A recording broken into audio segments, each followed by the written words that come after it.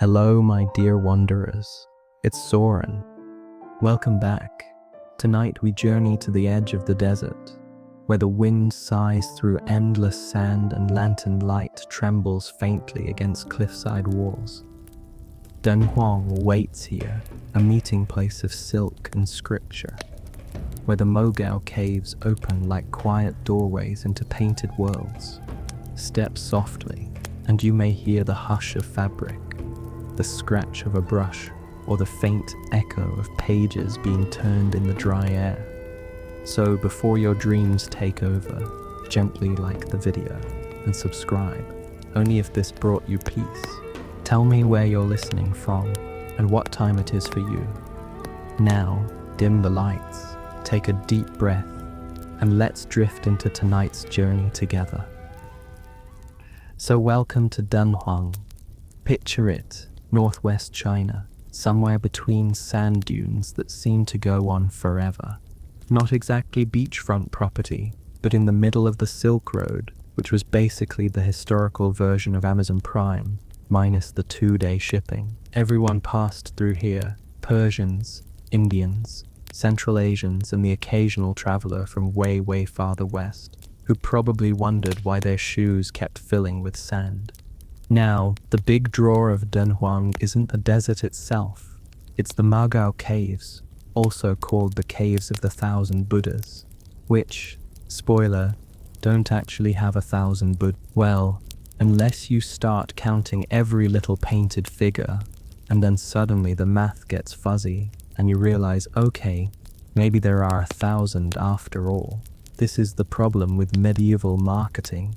You just slap a big number on something and hope nobody fact checks you until it's too late. Anyway, let's set the scene. The first cave at Mogao was carved in the 4th century. Some traveling Buddhist monk, possibly tired of being roasted alive by the Gobi sun, saw a cliffside and thought, yeah, this would look better with a giant statue of Buddha carved into it, as one does. So he picked up his tools, hacked out a little chamber, and suddenly, boom, spiritual Airbnb.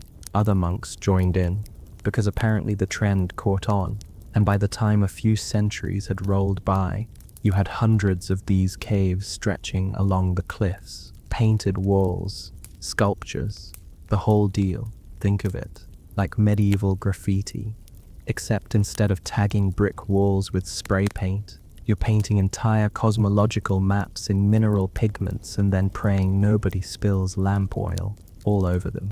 Now, here's the thing. These caves weren't just meditation pods for solitary monks. They became something bigger. Dunhuang was a Silk Road hub, which meant merchants showed up loaded with silk, spices, and occasionally questionable gossip. And when merchants arrive, money arrives. And when money arrives, suddenly your small desert hermitage turns into, well, the closest thing to a holy Vegas strip, carved into a cliff face. Rich patrons would sponsor a cave, slap their names on the wall, and fund a whole cycle of murals just so they could flex in front of Buddha.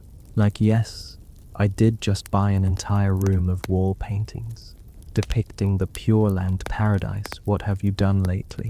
If that sounds a little tacky, you're not wrong, but it also means the caves are basically a time capsule of Silk Road aesthetics.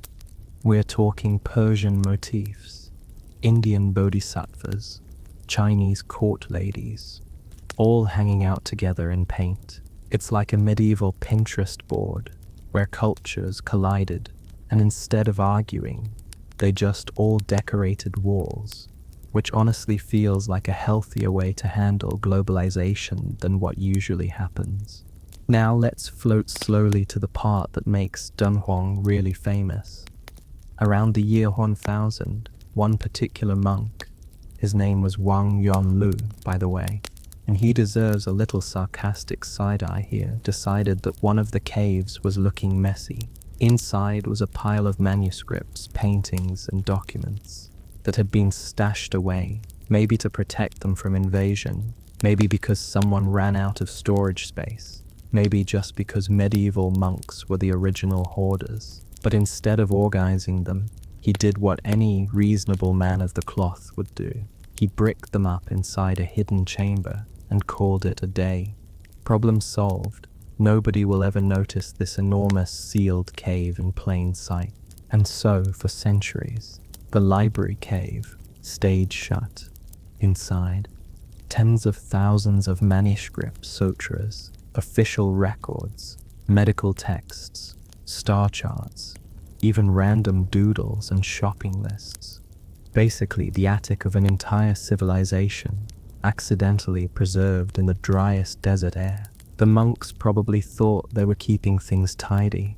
Instead, they just created one of the biggest archaeological jackpots of all time. Of course, the catch is, by the time people rediscovered this cave in the early 20th century, the whole thing turned into a garage sale for Western explorers. You know the type: khaki suits, wide mustaches, and zero respect for maybe this belongs to someone else. Sir Ariel Stein, for example, shows up in 1907, charms the local monk, waves around a small donation, and carts off crates full of priceless scrolls back to Britain. Because nothing says scholarly integrity like underpaying a poor monk for half of Chinese Buddhist history. And let's not even start on Paul Pelliot, the French scholar, who spent 3 weeks handpicking the juiciest manuscripts, reading them aloud in the cave while smugly rejecting anything he found boring. But let's not get too ahead of ourselves. Right now, imagine the silence inside those caves before anyone rediscovered them. Imagine rows of scrolls stacked like forgotten voices. Imagine painted Buddhas looking down with that serene half smile, as if they already knew someone would come along centuries later and cart their entire library across continents. It's both tragic and hilarious, the kind of history that's too absurd to make up. And if you're wondering what was in those scrolls, well, everything. Buddhist sutras, sure, but also contracts, letters, inventories of silk shipments. Even the world's oldest printed book, the Diamond Sutra, dated to the year 8688, which, by the way, means the Chinese were casually printing books centuries before Gutenberg ever touched a press. Europe likes to brag about the printing revolution, but meanwhile, the Tang dynasty was over here stamping out books like it was no big deal. The sheer variety is what makes it mesmerizing. One moment you're reading about cosmology and the path to enlightenment. The next, you're staring at someone's to-do list from 10th century Dunhuang. It's the little things, like receipts and scribbles, that remind you these people weren't just monks and kings, but actual humans who worried about taxes and grocery lists too. Relatable content, if you will. Now, let's pause and take a slow walk through the caves themselves, because they are, well, stunning, even in their decay. Imagine you light a small oil lamp, step into a chamber, and suddenly the walls glow with color, blue, red, ochre scenes of heavenly paradises where music never stops and everyone floats on lotus petals. Except you also notice that some wealthy donor decided to paint his own portrait, kneeling in the corner, right next to a bodhisattva, looking suspiciously pleased with himself. Subtle, guys. Real subtle. Some caves hold giant statues of Buddha, 10, 20, even 30 meters tall, towering in silence. Others are tiny, just a few meters across, painted ceiling to floor like jewel boxes. And then there are caves where centuries of visitors scratched graffiti onto the walls, because apparently, even in the 9th century, people couldn't resist writing, "I was here."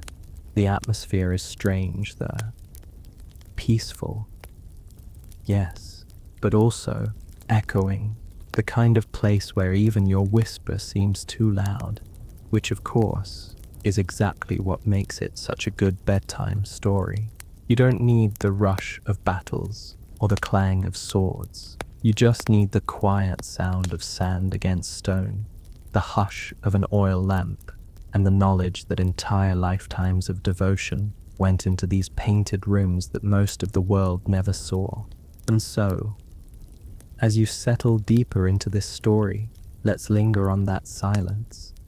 Imagine the caves as they were before explorers barged in, just rows of monks shuffling in soft sandals, chanting low verses, the occasional merchant stopping to gawk at the art before moving on with his caravan, the walls glowing faintly with candle soot, the statues staring down with eyes that never blink, 1,000 Buddhas, or maybe just one, multiplied over and over, and in the middle of it all, someone quietly tucking away a scroll, bricking it behind a wall, and leaving it there for you to stumble across 1,000 years later. So, where were we?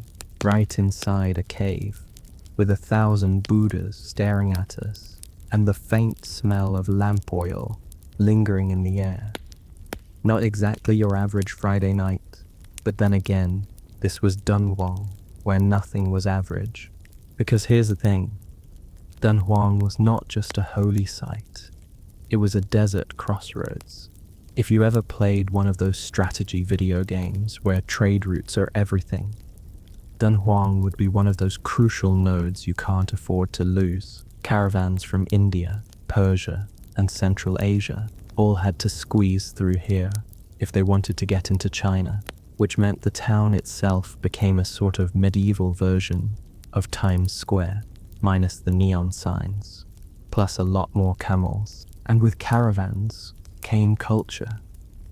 You'd walk through Dunhuang's market streets and hear Persian merchants haggling, Indian monks chanting sutras, Turkic traders showing off their horses, and some random Sogdian guy trying to sell you overpriced incense. Honestly, the place must have sounded like an ancient version of international airport boarding gates. Loud, confusing, but also oddly comforting if you liked people watching. Now, here's where it gets fun. The caves didn't just absorb Buddhism from India, they soaked up everything. You'll find art styles that look unmistakably Persian, stories straight out of Indian epics, Chinese imperial motifs, and even some Greek-inspired details left over from Alexander the Great's fanboys who wandered too far east. It's like the caves were an artistic blender, and the monks just kept hitting smoothie every time someone showed up with a new cultural flavor. One cave might have delicate paintings of Avalokitesvara, the Bodhisattva of compassion, with flowing scarves that look straight out of Indian sculpture. The next, a scene of Persian dancers with curved swords and wild hairstyles. Then you turn a corner, and suddenly, bam, Chinese court ladies with elaborate buns and those long sleeves that look gorgeous until you realize they're basically useless for doing anything except looking elegant. And through it all, of course, Buddha sits in the center, calmly pretending not to notice that everyone is trying to outdo each other with their mural commissions. Because yes, we need to talk about the donors. Rich elites passing through Dunhuang love to flex by sponsoring a cave. Imagine the medieval equivalent of a corporate sponsorship. Except instead of slapping your logo on a stadium, you commission an entire religious cave to make sure everyone knows you are both devout and loaded. The murals often included portraits of the donors themselves, always kneeling politely. Of course, hands folded in prayer, staring up at the Buddha like, oh no, I'm just humbly existing here, definitely not showing off how rich I am. And yet, these portraits were often the most carefully detailed parts of the painting. You can almost hear the monk artist muttering, fine, I'll give your face extra highlights, but only because you slipped me another sack of grain. And let's be honest, half the reason anyone paid for a cave was to make sure their spiritual credit score stayed high. Yes, I committed some shady business deals on the Silk Road, but did you see Cave 244? That's me in the corner, I'm practically guaranteed a seat in the Pure Land now. Now, if you're drifting to sleep, this is actually the perfect spot to picture those caves filling up slowly over Keza. Not all at once, not in some dramatic explosion of art, but little by little. One cave in the 4th century, a handful more in the 5th, then suddenly the Tang dynasty rolls around in the 7th and 8th centuries. And oh boy, now we're talking golden age. The Tang emperors were big fans of Buddhism, at least when they weren't being distracted by palace drama, which, let's face it, was always.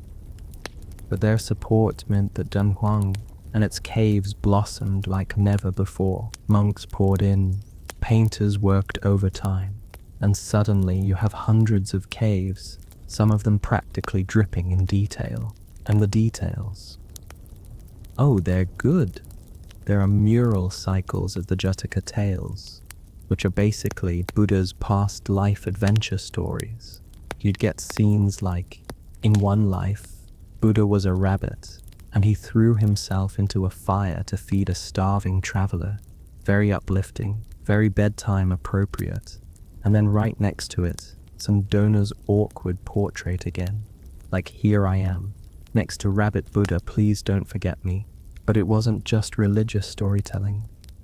The artists also painted scenes of daily life, marketplaces, musicians, children playing, even caravans trudging across desert, which means the walls of these caves are basically a medieval Instagram feed, filtered, idealized, and maybe slightly exaggerated, but still full of glimpses into how people lived. Of course, being the Tang dynasty, the fashion game was strong. Women wore flowing robes with wide sleeves and high buns decorated with flowers.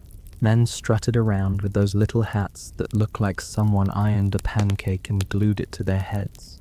You know the ones, the kind of hat that makes you think, this guy definitely wants to be taken seriously, but I just can't stop staring at the hat. And then there's the music. Musicians are everywhere in these murals, playing lutes, flutes, drums, harps. Some are clearly Chinese instruments, others Central Asian.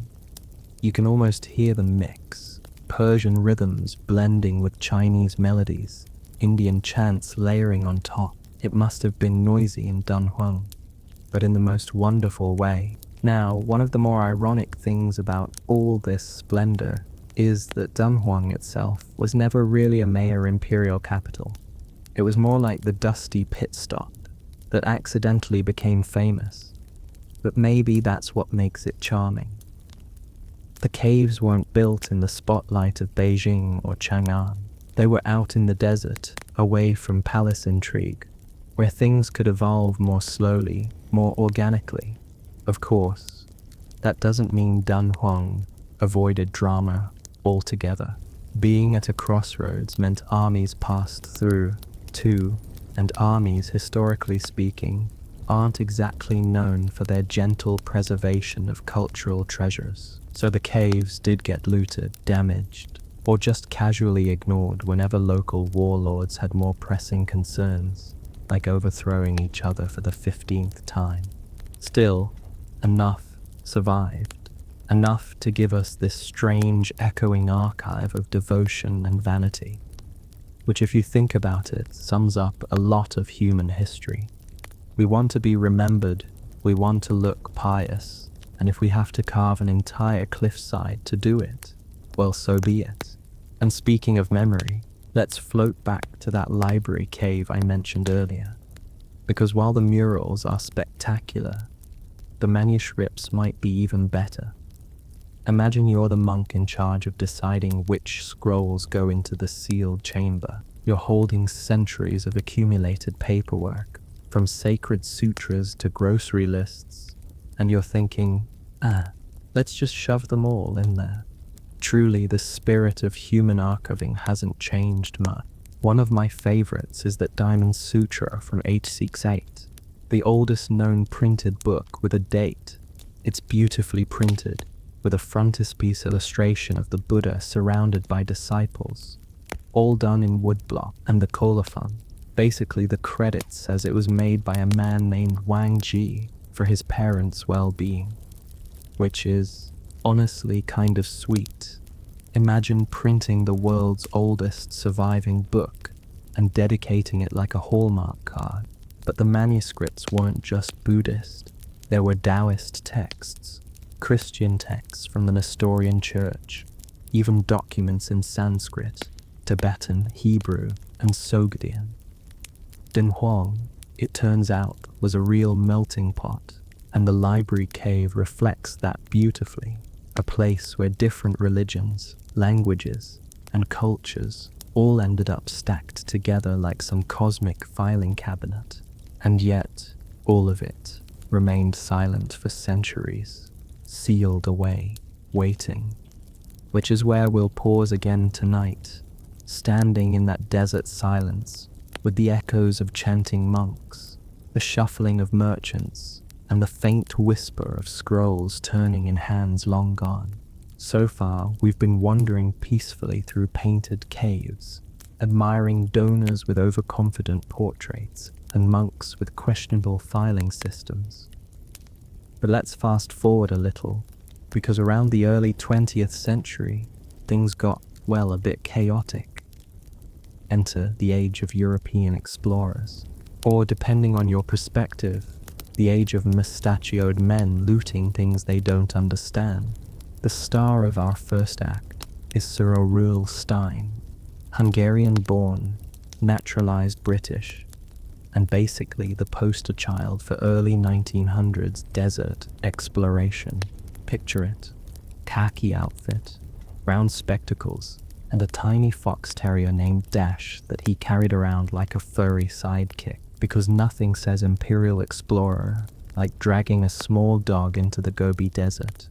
In 1907, Stein arrives in Dunhuang, hears rumors about some hidden library, and immediately perks up like a bargain hunter who just spotted a clearance rack. The local guardian monk at the time was a man named Wang Yuan Lu. Remember him, the guy who had sealed up the library cave to tidy things up? Well, by now, Wang was desperately short on funds to maintain the Mogao caves, which were crumbling faster than he could sweep. So along comes Stein, smooth talking in bad Chinese, flashing a little cash and promising to fund repairs. Wang, bless him, thought he was doing something good. He probably imagined a gentle scholarly exchange. Here, take a few scrolls, help me fix the caves, everyone wins. Instead, Stein managed to haul away 7,000 manuscripts and 600 paintings, all packed neatly into crates and shipped back to Britain. And what did Stein pay for this? A donation of about 130 payers at the time, which adjusted for inflation is still laughably cheap for one of the biggest manuscript hauls in history. It's like buying the entire contents of the Library of Congress for the price of a used bicycle. Of course, Stein was very pleased with himself. He even took smug photographs posing with the crates, while poor Wang Yonlu probably sat there wondering if he'd just made the worst financial decision since someone invented Beanie Babies. Spoiler, he had. But wait, we're not done. Because just a year later, in 1908, along comes Paul Pelliot, a French sinologist.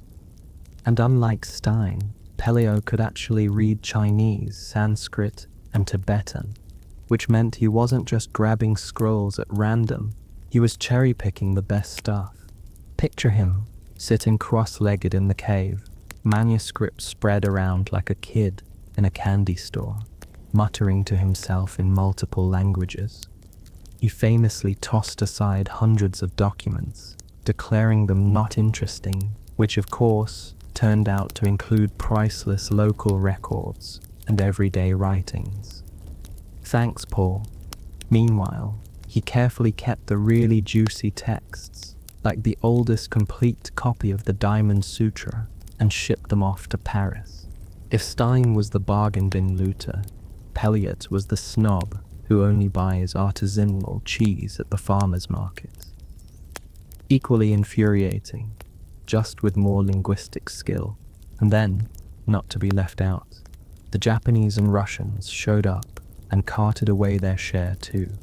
By the 1920s, it was basically a free-for-all. Dunhuang's library cave had become the historical equivalent of a clearance sale at Walmart the night before Christmas. Everyone grabbing whatever they could, no returns allowed. Now, if you're thinking, wow, that seems unfair, you'd be right. To this day, thousands of Dunhuang manuscripts sit in London, Paris, Tokyo, and St. Petersburg. Only a fraction remain in China. And while modern scholars have digitized a lot of the collection, the fact remains, most of it was boxed up and shipped away under less than transparent circumstances. But before we get too moral about it, let's acknowledge the irony. If Stein, Peliot, and their looting buddies hadn't shown up, a lot of those scrolls might have just decayed or been lost entirely. The cave wasn't exactly climate controlled, and Wang Yanlu didn't have the budget to preserve them properly. So yes, the manuscripts got looted, but they also got studied, translated, and in some cases actually protected from total ruin. History loves these awkward grey zones. Meanwhile, the cave itself, Cave 17, the so-called library cave, sat empty. Imagine walking into that chamber after the explorers left.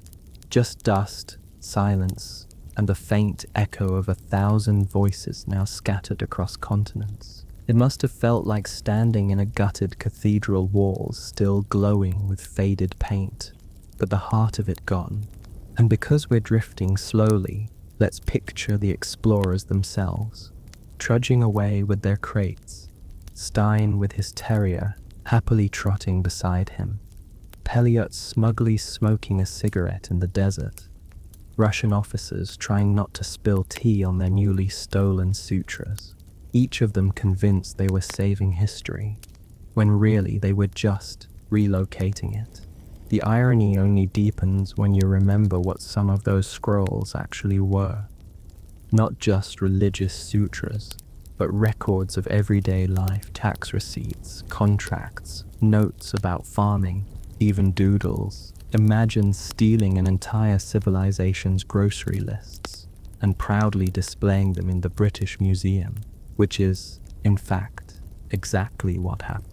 Now, to be fair, Stein did publish meticulously about his finds, and Peliot did help decode some obscure languages, but it's hard to ignore the smugness in their diaries. Stein, for example, described Wang Yuanlu as a naive and simple-minded monk, which is rich, considering Wang had just been hustled out of 7,000 manuscripts for pocket change. Naive, maybe, but Stein was hardly a saint in this story. Still, there's a sleepy sort of humor in all this, because at the end of the day, the monks of Dunhuang probably didn't care much about ownership. Their goal was to preserve the teachings, not hoard them. And in a strange backhanded way, that's exactly what happened. The scrolls got scattered across the globe, but they survived. People still read them today, which means those silent guardians, the monks who sealed up Cave 17, kind of succeeded, just not in the way they imagined.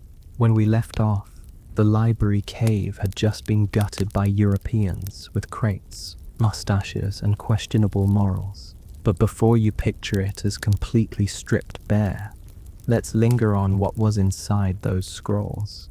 Because honestly, this is where the story gets both oddly charming and deeply human. We usually think of ancient manuscripts as lofty things, religious texts, philosophical treatises, maybe a dramatic royal decree or two. And yes, Dunhuang had those in spades, sutras upon sutras, copied and recopied until you could probably trip over them in the cave. The monks weren't exactly subtle about quantity. They were like, 1 diamond sutra isn't enough. Let's make 50, just in case. Imagine a medieval monastery, functioning like a photocopy shop, with monks hunched over by lamplight, pumping out fresh scripture while their hands cramped into claws. But here's the kicker. Tucked between the sacred texts were the scraps of everyday life. The kind of things nobody thought would matter centuries later, but which now give us the best peek into medieval Dunhuang society. For instance, tax records. Yes, even in the middle of the desert, under the serene gaze of Buddha, the taxman still found you. Some manuscripts are literally lists of who owed grain, silk, or labor to the government. The handwriting varies, sometimes neat, sometimes messy, always resigned. Imagine some scribe thinking, great, my immortal contribution to history is calculating how much millet farmer Zhang forgot to deliver. Relatable. Then there are contracts, loan agreements, property sales, even marriage contracts. One document records a man essentially pawning his wife's silk dress as collateral. Romantic? Not really. Practical? Absolutely. You can almost hear the argument that followed. You did what with my dress? Oh! And medical texts. Because what's a proper library without a little home remedy advice?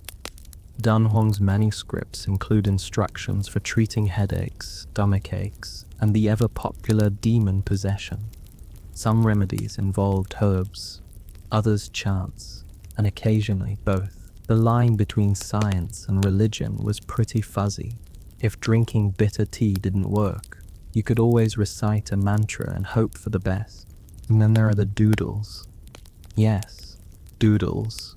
Some bored monk, in the middle of copying a sutra, sketched little figures in the margins. Tiny Buddhas, playful animals, even what looked suspiciously like random squiggles when the scribe clearly lost concentration. Humanity at its finest. The fact that 1,000 years later, we're still looking at those squiggles and nodding in recognition says a lot. But the manuscripts weren't just Chinese. That's the real beauty of Dunhuang. You'd find texts in Sanskrit, Tibetan, Khotanese, Uyghur, Sogdian, even Hebrew, each language reflecting the wave of traders, monks, and wanderers who passed through. Imagine the cave shelves like a medieval version of Google Translate, except, more reliable. One particularly fascinating find was Christian texts.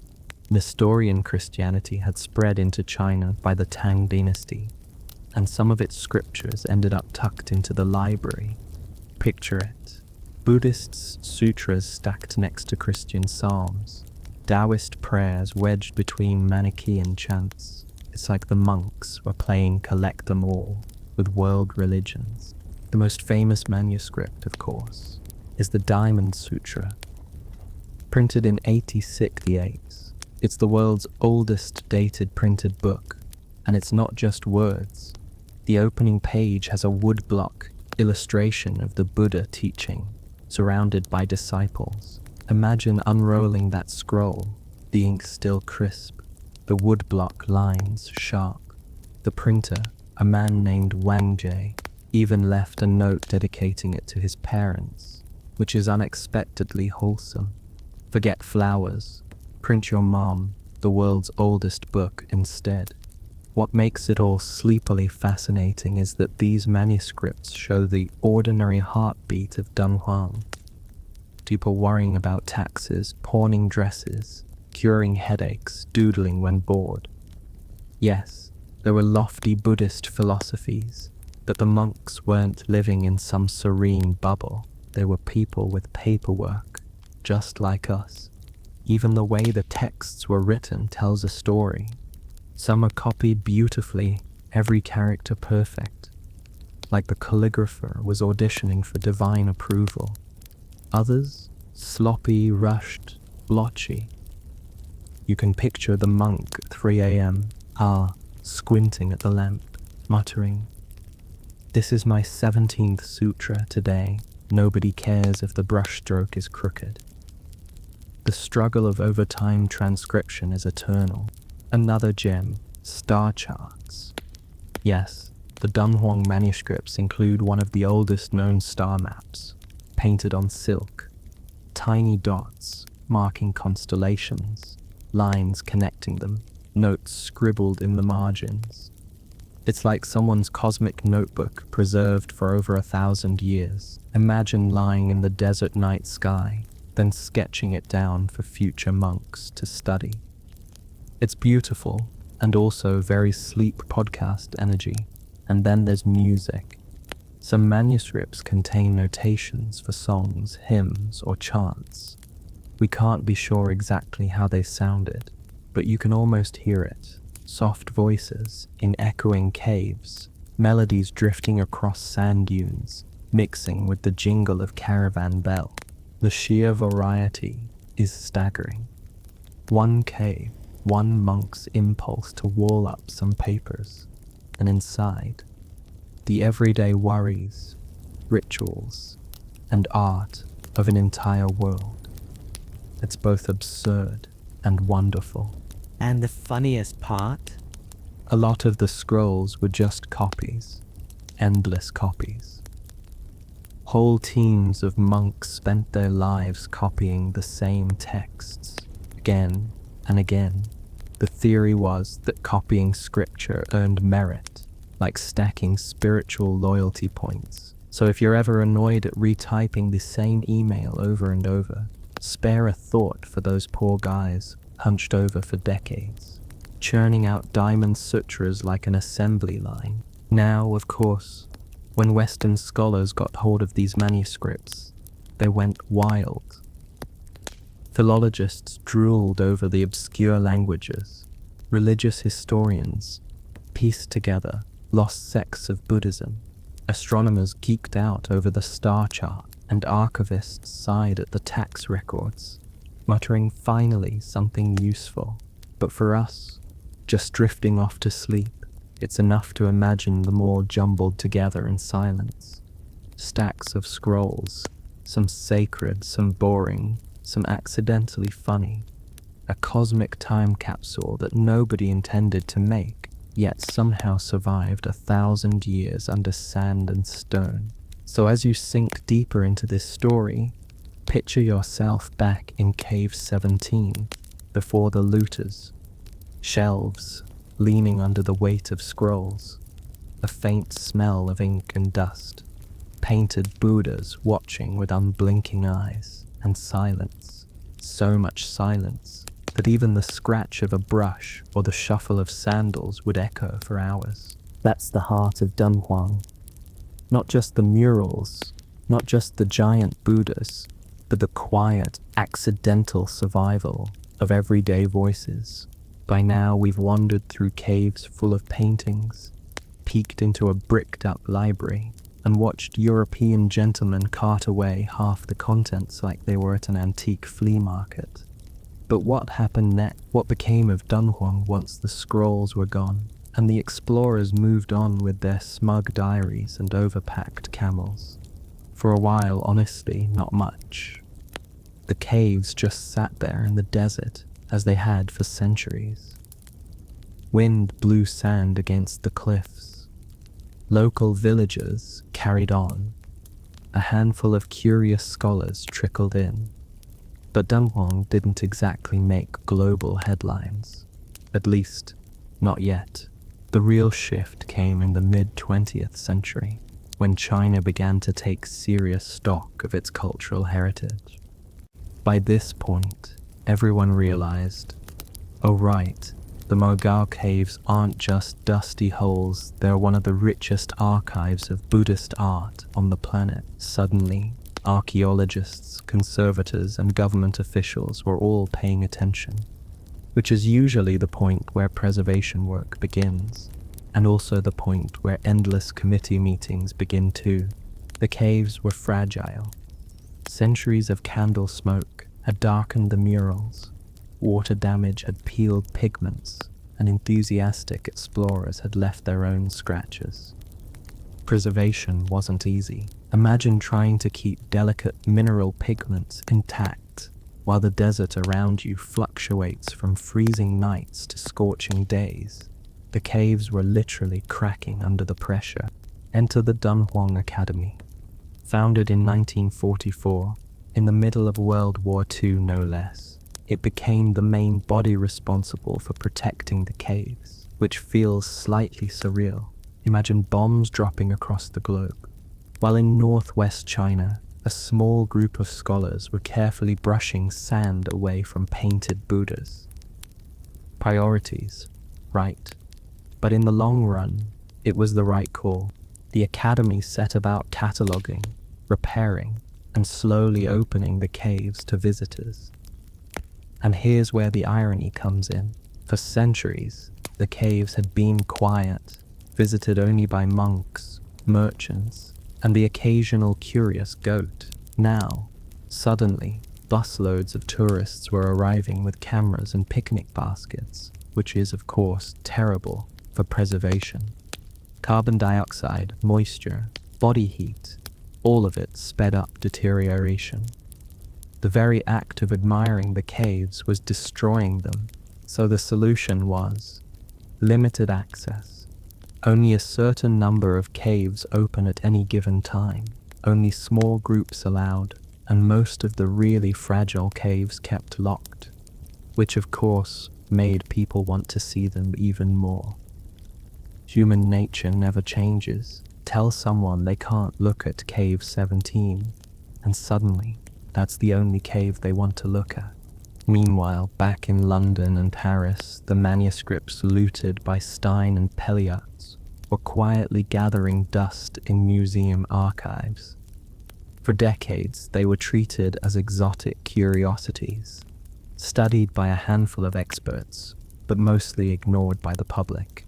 The British Museum stored Stein's Hall in the basement, which is both hilarious and depressing. Imagine stealing 7,000 manuscripts, bragging about it in your diary, and then shoving them in storage because you ran out of shelf space. But eventually, scholars realized what they had. The manuscripts became a goldmine for linguists, historians, and religious studies. Whole forgotten languages were pieced back together. Fragments of lost Buddhist schools reappeared. Even mundane tax receipts suddenly mattered, because they showed how a Silk Road town actually functioned. And then came digitization. Fast forward to the late 20th and early 21st century. Technology finally offered a way out of the ownership squabbles. If Britain had half the manuscripts, France had a chunk, Russia had another, and China guarded what was left. Well, fine, put them all online. Suddenly, the Dunhuang project was born, later evolving into the International Dunhuang Project, with the lofty aim of scanning every last scroll, mural, and doodle, then tossing them onto the internet. It's a strangely democratic solution. The manuscripts may be scattered physically, but digitally they could be reunited. A monk's shopping list in Beijing, a sutra in London, a star chart in Paris, all just a click away. You can almost hear the monks chuckling in the afterlife. We bricked it up to hide it, and now it's on the internet for everyone. Figures. Of course, digitization raises its own headaches. High-resolution photography, color calibration, metadata catalogs. It's not exactly glamorous, but it means that scholars in Peru or Poland can now study the Diamond Sutra without flying to Beijing or begging the British Library for access. In a weird way, the global looting came full circle. What was once fragmented is now unified again, just virtual. Back in Dunhuang, preservation efforts got more high-tech too. Scientists measured humidity, installed airlocks, even created replica caves so tourists could gawk without breathing all over the originals. Cave 220, for instance, was reproduced down to the brushstroke. Step inside the replica, and it's like time travel, except with air conditioning and gift shops nearby. And while all this was happening, Dunhuang quietly transformed into a symbol for China. It became a proud reminder of cultural continuity. For Buddhists, it remained a sacred site. For art historians, it was a paradise of pigments. And for insomniacs like us, a perfect bedtime story, where the most exciting thing that happens is a scroll getting scanned into a digital archive. But let's not skip the awkward bit: ownership. To this day, China wants its manuscripts back.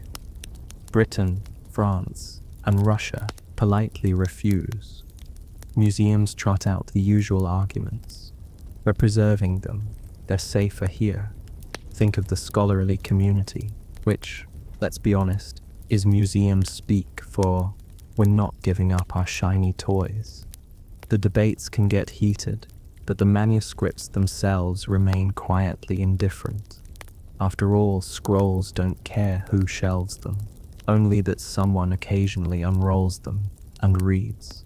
Meanwhile, the caves themselves are still there, echoing quietly under the desert sky.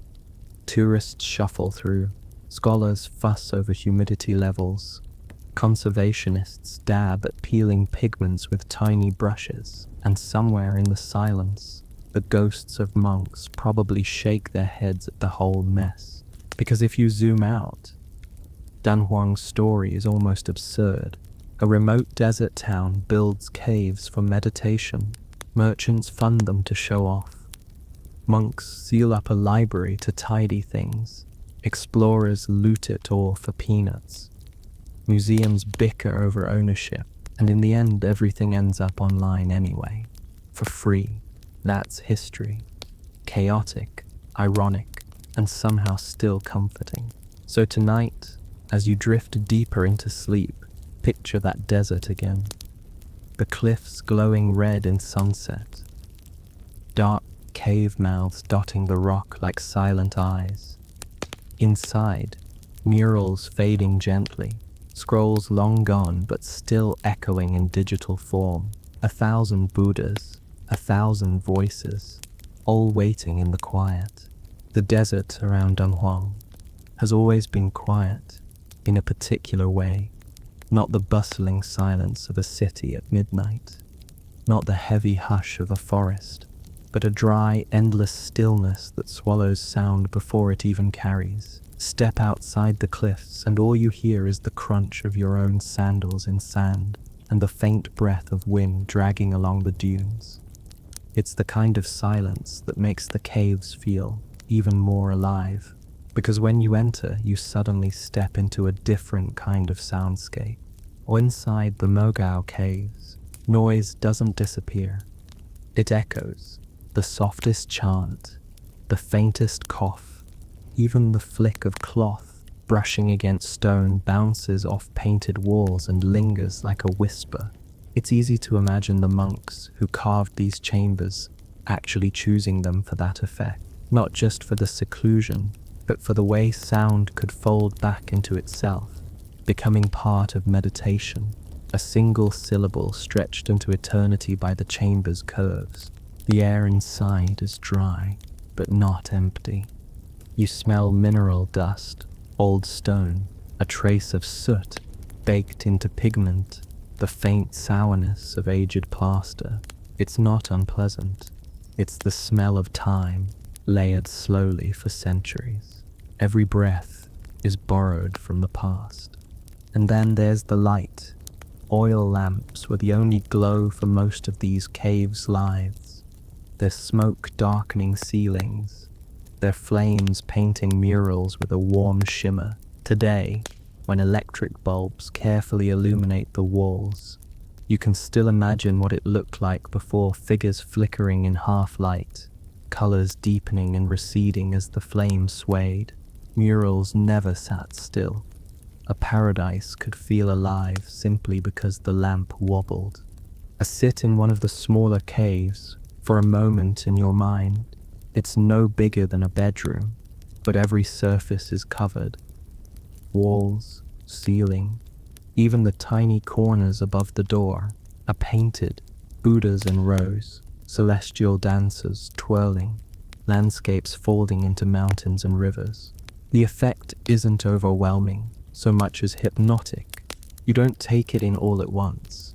Your eyes drift. You find yourself following a lotus stem across the wall until it ends in a flower the size of your palm, then noticing a donor kneeling politely in the corner, his robe outlined in careful strokes. You forget the desert outside. You forget time entirely. In larger caves, the statues dominate. Some Buddhas are small, cross-legged, and serene. Others are colossal, towering so high you have to crane your neck.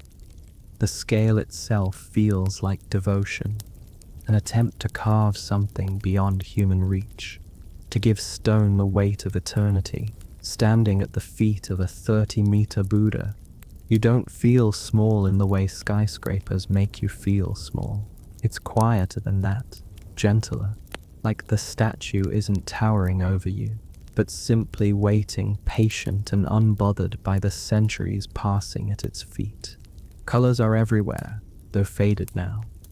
Mineral blues, earthy reds, deep greens.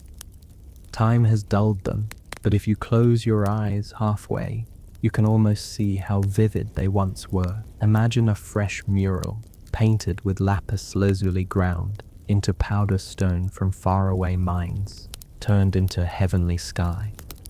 Imagine vermilion red glowing like firelight.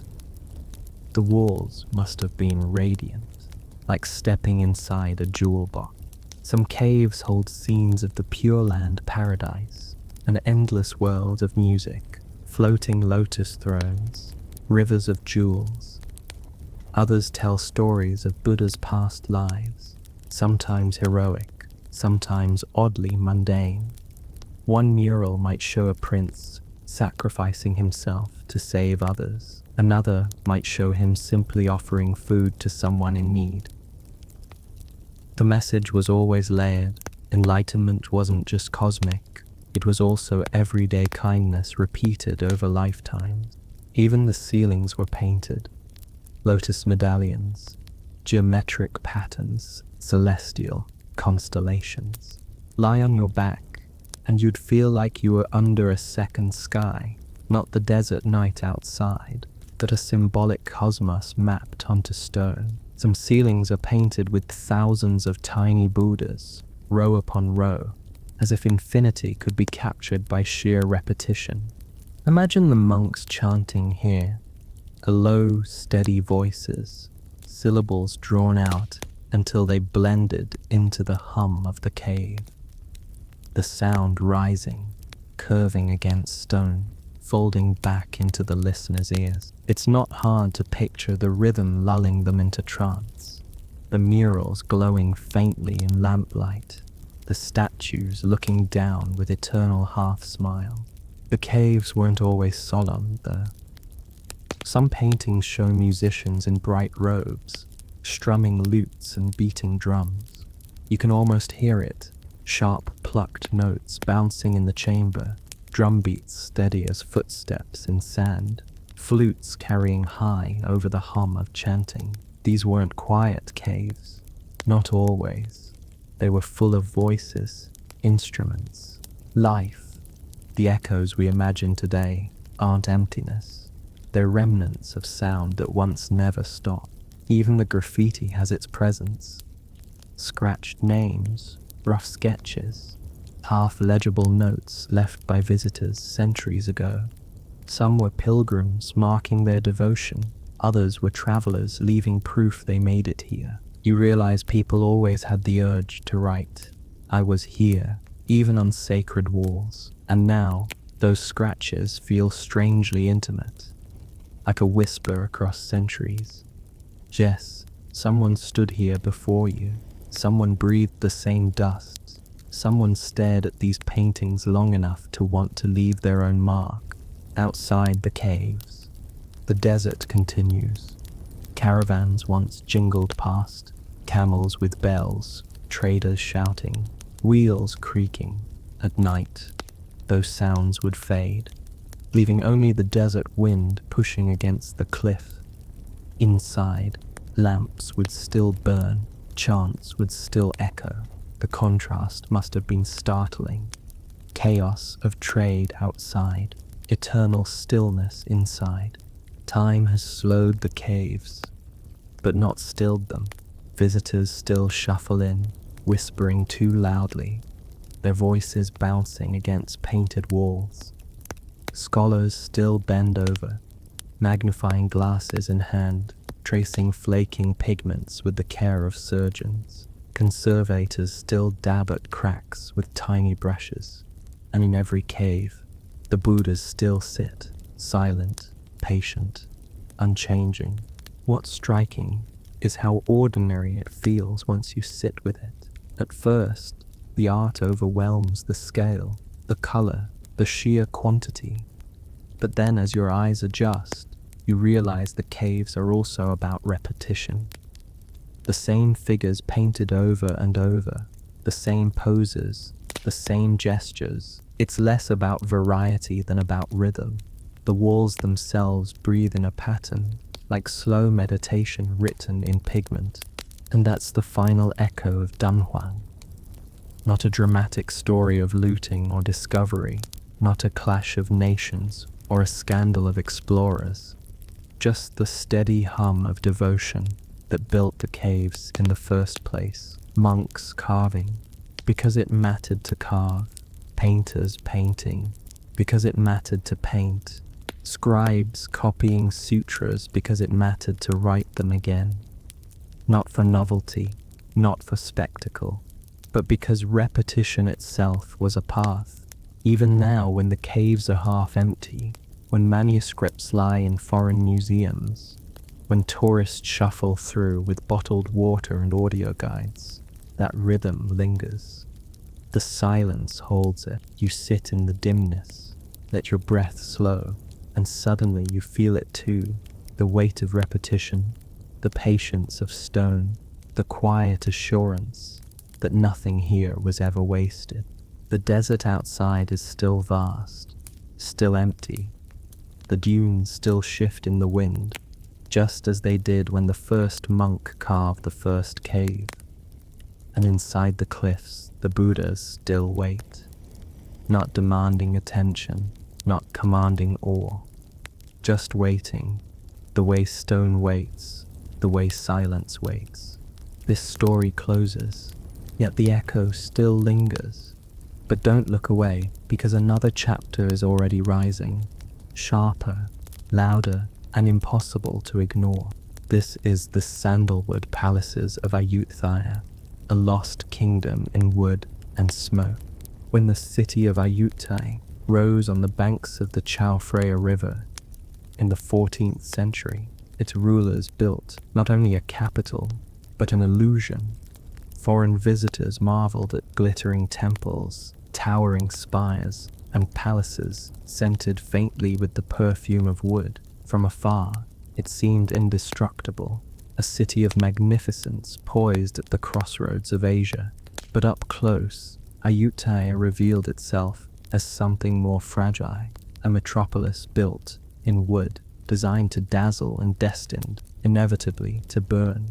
The kingdom of Ayutthaya emerged in 1350 under King Ramathibodi I, expanding quickly into one of the great powers of Southeast Asia. Its wealth flowed from trade, for its location near the Gulf of Siam made it a hub where Chinese junks, Persian merchants, Indian traders, and later Europeans converged.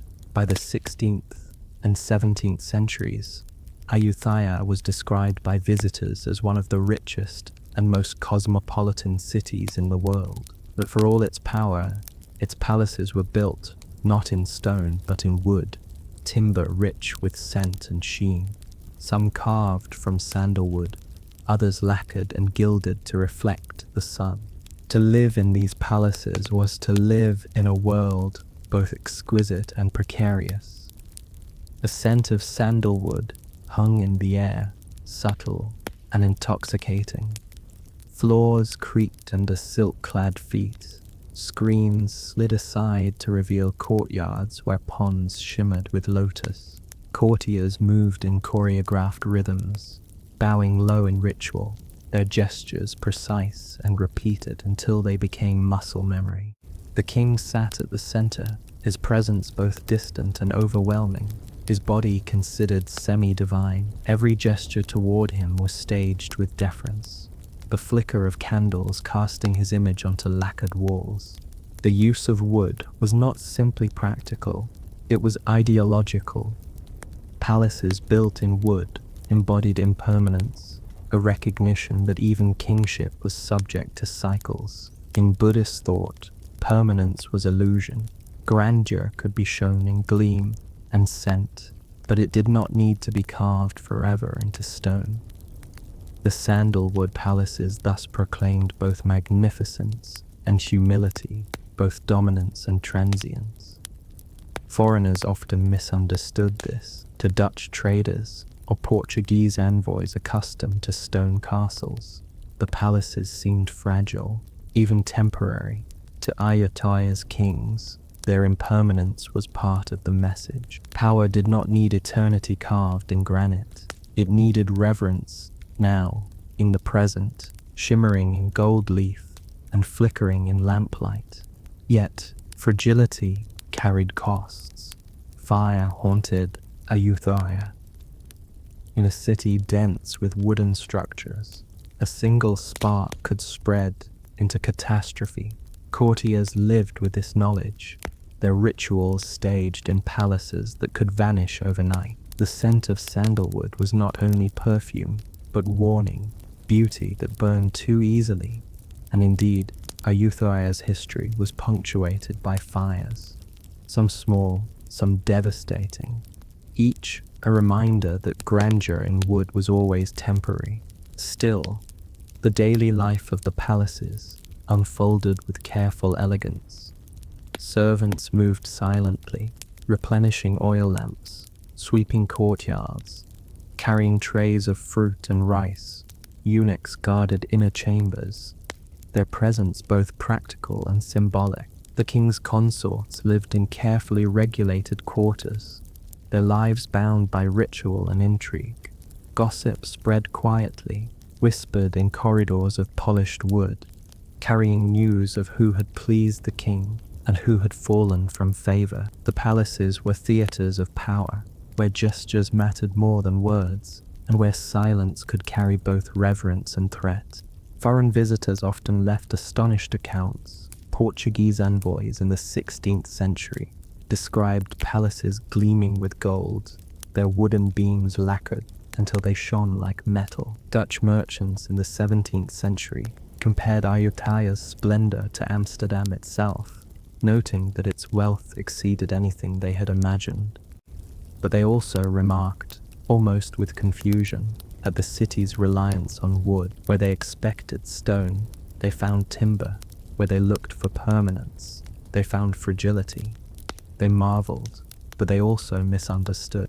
The king's presence in these sandalwood palaces was staged with deliberate theatricality.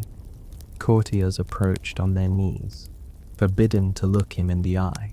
Rituals unfolded slowly, with chanting, incense, and endless bows. The palace was not simply a residence, but a stage for divinity, where the human figure of the king was transformed into something more. Every flicker of candlelight, every curl of incense smoke, reinforced this illusion. For courtiers, the rituals were exhausting. For the king, they were essential. To maintain awe required constant repetition, and the wooden halls echoed with it day and night. At night, the palaces glowed softly with oil lamps, their flames reflected in lacquered surfaces. The scent of sandalwood grew stronger as the air cooled. Courtiers whispered in corridors. Servants moved quietly, and the city outside hummed with distant music and chatter. The king's chambers remained shrouded in ritual silence, yet even there the fragility was palpable. Every candle was a risk, every lamp a reminder that grandeur rested on combustible foundations, and still the city thrived. For centuries, Ayutthaya expanded, its kings commanding armies, its merchants amassing fortunes, its palaces rebuilt after every fire. The sandalwood halls burned, yes, but they were also rebuilt, each time more dazzling, each time a renewed statement of power. To live in Ayutthaya was to live in cycles of destruction and renewal, a rhythm carved into the very grain of its wooden palaces. The irony was sharp. Ayutthaya dazzled the world, but its magnificence was inseparable from fragility. The scent of sandalwood promised luxury, but carried the smoke of inevitable ruin. The palaces embodied both splendor and impermanence, their beauty shimmering in lamplight, their fate written in fire. Hello? And so, the city rose each morning in wooden ritual, its palaces gleaming, its courtiers bowing, its lamps glowing softly at dusk. A kingdom built in wood, alive with perfume and ceremony, always aware that smoke waited at the edges of splendor, drifting further into the sandalwood palaces of Ayutthaya. One begins to sense how their very fragility shaped the way life was lived within them. These were not fortresses meant to endure centuries of siege. They were ceremonial stages, rebuilt as needed, where power was performed more than it was protected. Each plank and beam carried the scent of impermanence, and yet that impermanence was precisely what gave the palaces their peculiar beauty. Daily life for courtiers unfolded in carefully measured gestures. Morning brought rituals of greeting, incense lit at shrines, offerings of rice and flowers carried into the inner chambers. Officials waited in long halls, their bare feet on polished wooden floors, their bodies bent low as they inched toward the royal presence. To stand upright in the king's presence was unthinkable. To meet his gaze directly was dangerous. The architecture itself reinforced this ritual. Roofs rose high and peaked, forcing courtiers to bow their heads naturally, their posture aligning with expectation. The sandalwood beams above seemed to sigh under the weight of such deference. The king himself lived at the center of this wooden world, but not always in ease. His body was considered semi-divine, a vessel of cosmic authority, yet that divinity required endless maintenance. Each movement had to be staged, each appearance carefully timed. Courtiers whispered of rulers who grew weary of ritual, their tempers fraying in the endless repetition of bows, chants, and processions. But the system demanded performance. A king who failed to embody ritual risked losing not only respect, but legitimacy itself. Thus, day after day, sandalwood halls echoed with the rhythm of ceremony, their fragility hidden beneath layers of gold and incense. Servants carried the burden of keeping this machine running. They swept the wooden floors constantly, for dust gathered quickly in the humid air. They trimmed the wicks of lamps, mindful that one neglected flame could turn magnificence into disaster. They replenished the bowls of jasmine water, refilled trays of fruit, and ensured that the scent of sandalwood never faded. Theirs was the invisible labor that sustained the illusion, their footsteps muted, their voices silenced, their presence noted only when something went wrong. The queen and royal consorts inhabited their own wooden chambers, separated from the king, yet woven into palace intrigue. Their quarters were perfumed with sandalwood and lotus, their days filled with ritual tasks, embroidery, and careful maneuvering for influence. Whispered rivalries shaped alliances within the court, each consort maneuvering for the favor that might elevate her children in the line of succession. These intrigues unfolded not in public assembly but in corridors of wood, where every creak of the floor seemed to announce betrayal. Foreign visitors, arriving in the 16th and 17th centuries, often marveled at the scale of Ayutthaya's wealth, but struggled to interpret its impermanence. Portuguese and Dutch merchants described palaces painted in gold leaf, with beams lacquered to shine like mirrors, yet they were unsettled to find them made of timber. To European eyes, stone meant stability, permanence, the architecture of serious power. Ayutthaya's kings thought differently. By rebuilding palaces after fire, they demonstrated not weakness but abundance. Wood was not cheap. It required vast forests, labor, and resources. To rebuild again and again was a statement. We can afford impermanence. At night, the fragility of wood became impossible to ignore.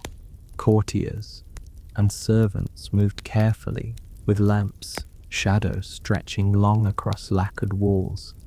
The scent of sandalwood grew stronger as the air cooled, but beneath it lingered the acrid tang of smoke from distant fires. The city was full of sparks, cooking hearths, temple candles, the oil lamps of merchants, and all of them threatened the palace. Night watchmen patrolled endlessly, their eyes scanning for smoke, their ears tuned to the smallest crackle. For them, every flicker of flame was both necessity and menace. Despite these risks, the palace nights carried their own quiet splendor. Music drifted through courtyards, the soft plucking of strings, the hollow thrum of drums. Dancers performed by lamplight, their bodies moving in slow, precise gestures, each finger bent in deliberate symbolism. The air was thick with incense, the smell of sandalwood mingling with lotus and jasmine. Foreign envoys invited to such performances wrote of being dazzled, their eyes overwhelmed by gold, lacquer, and flame. They did not always notice the thinness of the walls, the way the entire illusion could collapse in a single night. Ayutthaya's kings leaned into this fragility. They presented themselves as both splendid and untouchable, surrounded by grandeur that was ephemeral by design. The palaces did not need to endure centuries, for the king's body itself was the center of permanence, the living axis around which the world turned. Wood might burn, but kingship endured, renewed, with each reign. This was the illusion that sustained Ayutthaya, and the sandalwood palaces performed it perfectly. Still, whispers of unease circulated. Fires, once small, sometimes became devastating. Courtiers remembered blazes that consumed entire wings of palaces, their perfume of sandalwood replaced by choking smoke. Each rebuilding was a triumph, but also a warning. Servants told stories of kings roused from their chambers by flames, of courtiers stumbling barefoot through embers, of treasures lost to fire. These memories lingered in the wooden beams, unspoken yet undeniable, and so the sandalwood palaces glowed by day, perfumed and lacquered, and glimmered by night in lamplight and music. Yet always at the edges of splendor was the shadow of fire, the knowledge that magnificence was built not in stone but in smoke, always waiting to rise. Sliding deeper into the wooden world of Ayutthaya, one begins to see how fragility bred a peculiar intensity. The sandalwood palaces were magnificent. Yes, but their magnificence was laced with tension. Every creak of a beam, every gust of wind that rattled the shutters, every stray spark from a lamp reminded courtiers that their entire world could go up in smoke. This awareness shaped behavior, not into caution so much as into ritual, an endless choreography designed to maintain order against chaos. The court's rituals were exhausting in their precision.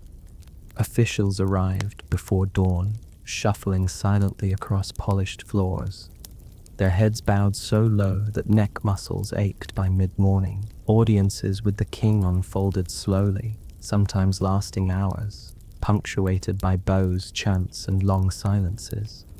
The wooden halls magnified sound strangely, so that a cough or the shuffle of a sandal seemed magnified. Silence was not absence here, but presence, heavy and deliberate, reminding everyone that power did not need to speak loudly. The sandalwood beams absorbed all of this, the bows, the murmurs, the silence, as though storing the weight of deference in their grain.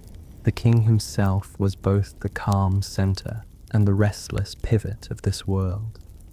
His body was treated as sacred, yet sacredness is not always comfortable. Courtiers brought petitions, merchants brought gifts, monks brought blessings, and consorts brought children to be acknowledged. Each arrival was staged in ritual, each gesture carefully codified, to slip, to stumble, to raise one's eyes too quickly. Any of these could be disastrous, and so the palace halls became spaces of constant self-surveillance, where every movement was filtered through the fear of offending sandalwood divinity. Foreign visitors often struggled with this atmosphere. Portuguese envoys complained about the endless waiting, the endless bowing, the endless smoke of incense curling into their eyes. Dutch merchants wrote admiringly of the wealth, but found the rituals oppressive, the wooden architecture too delicate for what they considered serious power. Yet, even they could not deny that Ayutthaya dazzled. The scent of sandalwood, the glitter of gold leaf, the flicker of lamps across the lacquered walls, all of it created an illusion too strong to dismiss. These palaces might have been combustible, but their splendor was unforgettable. Life within the palace walls was not only ritual, but also intrigue. The king's consorts maneuvered constantly, their quarters buzzing with gossip, alliances, and betrayals. Servants carried messages quietly, their footsteps echoing faintly on wooden floors, their faces trained into masks of discretion. Eunuchs kept order, their authority drawn not from birth but from proximity to the king's inner chambers. At night, whispers carried easily through thin walls, secrets leaking into the grain of the wood itself. The palaces did not simply house intrigue, they amplified it, their fragility making every rumor feel combustible. Music softened this tension, at least temporarily. Court musicians played stringed instruments that echoed through courtyards, their notes bending and shimmering like incense smoke. Dancers performed by lamplight, their movements slow, deliberate, each gesture a story. Foreigners described these performances as mesmerizing, though some also admitted to being unnerved by their precision. Every gesture meant something, and nothing was accidental. The sandalwood halls, scented and glowing, became theaters of symbolism, each night a staged reminder of the king's divinity and the kingdom's abundance. The servants carried burdens too heavy to notice until one imagines them. They rose before dawn, scrubbed soot from beams, polished lacquer until their arms ached, and carried trays of fruit and rice that had to appear effortlessly abundant. They trimmed wicks endlessly, every flame a potential disaster, every lamp a delicate balance between light and fire. They watched courtiers bow and consorts whisper, but they themselves were unseen, their labor the invisible scaffolding of splendor. Yet if they faltered, if a lamp tipped or a fire spread, their invisibility would vanish instantly, replaced by blame and punishment. For all its grandeur, the palace life was haunted by fire. Blazes had broken out before, consuming halls, collapsing roofs, leaving only charred beams and smoke. Chronicles record them in terse lines. The palace burned, but behind those words was chaos. Courtiers stumbling barefoot into courtyards, treasures lost in embers, the king himself ushered into safety while smoke swallowed sandalwood beamed. Each rebuilding was both a triumph and a confession. The palaces could dazzle, but they could never endure, and yet each time they were rebuilt. More lacquer, more gold, more wood cut from forests that stretched far into the kingdom's territory. Abundance could always be displayed, even if it could not be secured. Night in the Sandalwood palaces carried this contradiction most vividly. The air cooled, the lamps flickered, the scent of wood deepened, and the city outside hummed with life, markets closing, music floating across the river, fires burning in ordinary homes. Inside the palace, however, the night was a performance of silence and glow. Courtiers moved like shadows, servants bent over lamps, musicians played softly. At the center, the king remained unseen by most, his chambers enclosed, his body elevated by ritual into near untouchability. The palace glowed outward, but withheld its center, a wooden lantern hiding flame. To live in Ayutthaya was to live in this contradiction, magnificence that dazzled, fragility that haunted, cycles of destruction and renewal that became ordinary. The Sandalwood palaces were never meant to endure unchanged. They were meant to impress, to perfume the air, to stage divinity, and then, when burned, to rise again in new form, as though the kingdom itself was practicing impermanence as policy. And so each night the lamps glowed, the beams creaked, the scent thickened, and the courtiers bowed. Splendor and smoke existed side by side, inseparable, inevitable. The palaces were beautiful, precisely because they could not last. Their grandeur always one spark away from ruin, a sliding further into the perfumed shadows of Ayutthaya's palaces. The sense of fragility becomes almost a character of its own. The sandalwood beams and lacquered walls did not simply house power. They reminded everyone who passed beneath them that power was as combustible as resin, as fleeting as smoke. The kingdom lived daily with this knowledge, and rather than disguise it, the palaces seemed to embrace it, as if to say, splendor need not be eternal, only convincing in the present. The rituals of kingship leaned heavily on this theater of the temporary. Each morning began with ceremonies in which courtiers filed into great wooden halls, their knees pressing into polished floors, their eyes lowered in rehearsed humility. The king was glimpsed only at the right moment, his body veiled by curtains, revealed by attendants, with gestures timed as carefully as a dancer's step. Incense curled through the air, mingling with the natural perfume of sandalwood, so that even the act of breathing in the king's presence felt staged. To attend court was to enter a carefully perfumed illusion, an illusion everyone understood, but one they bowed to nonetheless. Yet beneath this polished surface, anxiety thrived. The wooden structures groaned under tropical humidity, their beams swelling, their lacquer cracking, their thatch roofs always one stray ember away from collapse. Servants worked constantly to patch, polish, and repaint, covering decay with fresh layers of gold leaf. Courtiers pretended not to notice. To point out fragility was dangerous. It was safer to admire splendor and ignore the faint smell of smoke that sometimes lingered in the corners of halls. Silence was loyalty, even when one's nostrils burned. For the king's consorts, life inside the wooden palaces was a world of velvet cages. Their quarters were rich in scent and color, their floors scattered with mats woven in intricate patterns, their walls lacquered to gleam in lamplight. Yet every gesture was watched, every visitor noted, every whisper carried.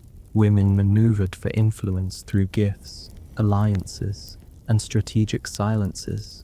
A glance at the right moment, A small token offered at the right ritual could elevate a child's claim to the throne. Rivalry simmered quietly, but in palaces made of wood, quiet could be dangerous. A raised voice carried easily, and the walls seemed to conspire in leaking secrets. The king himself was as much a prisoner of ritual as its master.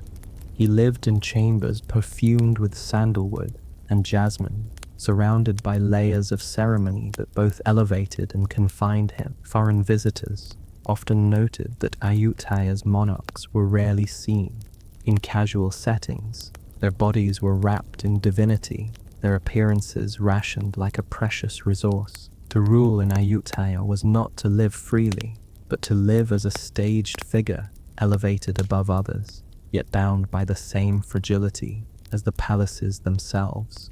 At night, the atmosphere thickened. Lamps cast a honeyed glow across wooden pillars. Musicians played softly in courtyards, and dancers moved in slow arcs, their fingers curling into symbols older than memory. Foreign envoys often sat bewildered, struggling to follow gestures whose meaning was obvious to everyone else. They wrote of being dazzled, of being suffocated by perfume and ritual, of being charmed and unsettled in equal measure. For them, Ayutthaya was both magnificent and strange, a city too wealthy to ignore, too alien to understand fully, too fragile to believe in entirely. The city outside mirrored this duality. Markets bustled by day, with traders from China, Persia, Japan, and Europe, their goods spilling across wooden stalls. At night, fires lit the streets, cooking rice, frying fish, filling the air with smoke that mingled with the perfume of the palaces. For ordinary citizens, the king's sandalwood halls were both awe-inspiring and irrelevant, visible from afar, but distant from daily life. They saw the glow on the horizon, smelled the incense carried on the wind, but their own homes too were made of wood, equally at risk of fire. In this way, the city itself mirrored the palace, fragile, flammable, and constantly renewed. Ayutthaya's kings turned fragility into policy. Fires were expected, destruction inevitable, rebuilding part of the rhythm. To lose a palace wing to flames was not humiliation, but opportunity. A chance to display resources anew, to dazzle with fresh lacquer and brighter gold leaf, to remind everyone that abundance outweighed permanence. For foreign traders who expected stone fortresses, this logic was baffling. For Ayutthaya, it was simply the way of things. A palace was no less splendid because it might burn. If anything, its splendor was heightened by the knowledge that it could vanish overnight. The irony deepened in diplomacy. Envoys from Europe often demanded meetings in halls that seemed, to their eyes, precarious. They wrote anxiously of wooden beams groaning, of roofs thatched with material they imagined would never survive a storm. Yet, in those same halls they bowed, presented gifts, and signed treaties. Fragility did not diminish Ayutthaya's authority. It magnified it, transforming every audience into an event, shimmering with danger. To meet the king was to step into a world where beauty and fire coexisted uneasily, where one could be overawed and unsettled at the same time.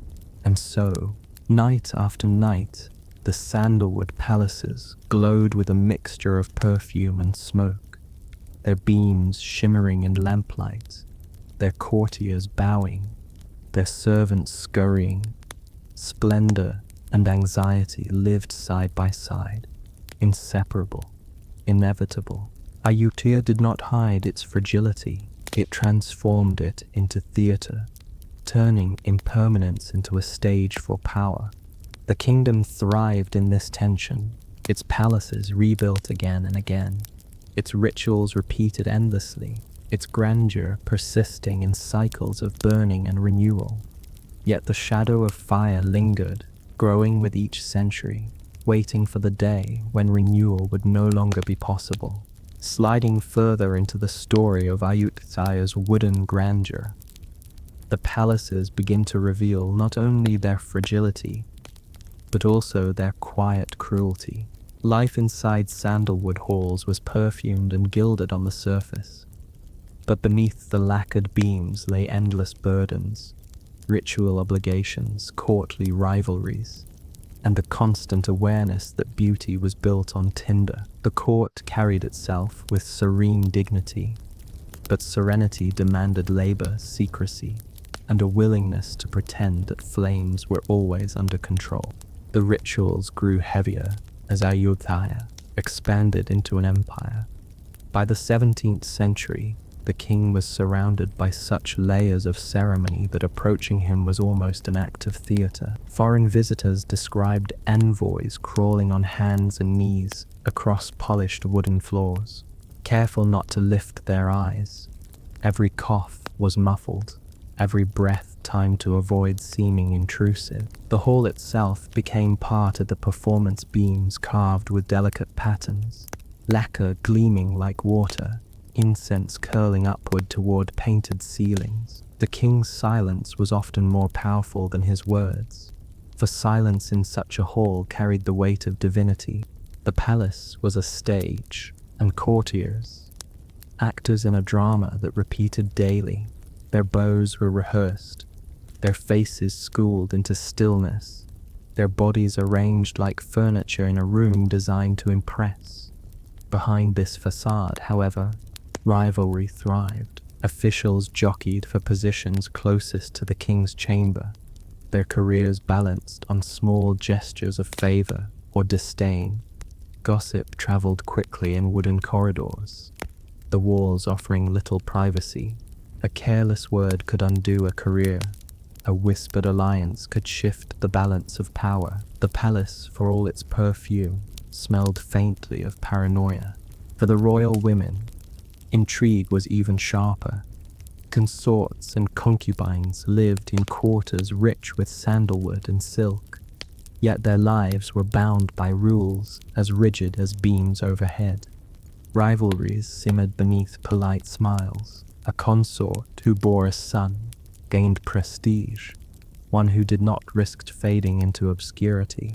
Servants, eunuchs, and guards became spies as much as attendants, carrying rumors from one chamber to another. The palace was a labyrinth, not just of room, but of ambitions, each pathway lined with dangers as combustible as the wood itself. Foreign visitors continued to misread the spectacle. Dutch merchants marveled at Ayutthaya's wealth, counting its gilded pillars and noting its endless supplies of rice and elephants. Yet they wrote nervously of the palace's fragility, describing them as grand but temporary, splendid yet doomed. For Europeans trained to see permanence in stone, wood felt unreliable. They mistook deliberate impermanence for weakness, never grasping that to rebuild was itself a form of power, a declaration that resources flowed endlessly enough to burn and rebuild at will. Still, fire remained a constant threat, whispered about in every corridor. Servants checked lamps obsessively, yet accidents happened. A gust of wind, a fallen curtain, a careless ember, any could undo months of labor. Chronicles record blazes that consumed entire wings of palaces, flames racing through sandalwood halls, collapsing roofs in showers of sparks. Smoke filled the city, the scent of incense replaced by acrid reminders of impermanence. Each time, the king ordered rebuilding, and each time the palaces rose again, lacquer brighter, beams fresher, gold leaf thicker, yet memory lingered. Fire was always waiting. Night in the sandalwood palaces carried a strange blend of serenity and unease. Musicians played softly in courtyards, their instruments echoing against wooden walls. Dancers moved in lamplight, their shadows stretching long, their gestures telling stories older than memory. Courtiers reclined in silence, sipping rice wine, their eyes flicking nervously toward the lamps that glowed too close to carved screens. The beauty was undeniable, but it was a beauty haunted by risk. Every flicker of light reminded them how thin the line was between splendor and ruin. Servants bore the heaviest burden of this balance. They trimmed wicks endlessly, carried trays with steady hands, swept ashes from hearths before sparks could drift. Their labor was constant and invisible, but it held the kingdom together. If a servant failed, the palace could collapse in flames, and with it, the illusion of stability. To be invisible in the palace was a form of safety, but it was also a trap. No recognition, only endless labor and endless risk of blame. The king's presence at night was both comforting and ominous. He was rarely seen, secluded in chambers perfumed with sandalwood and jasmine, yet his absence carried weight.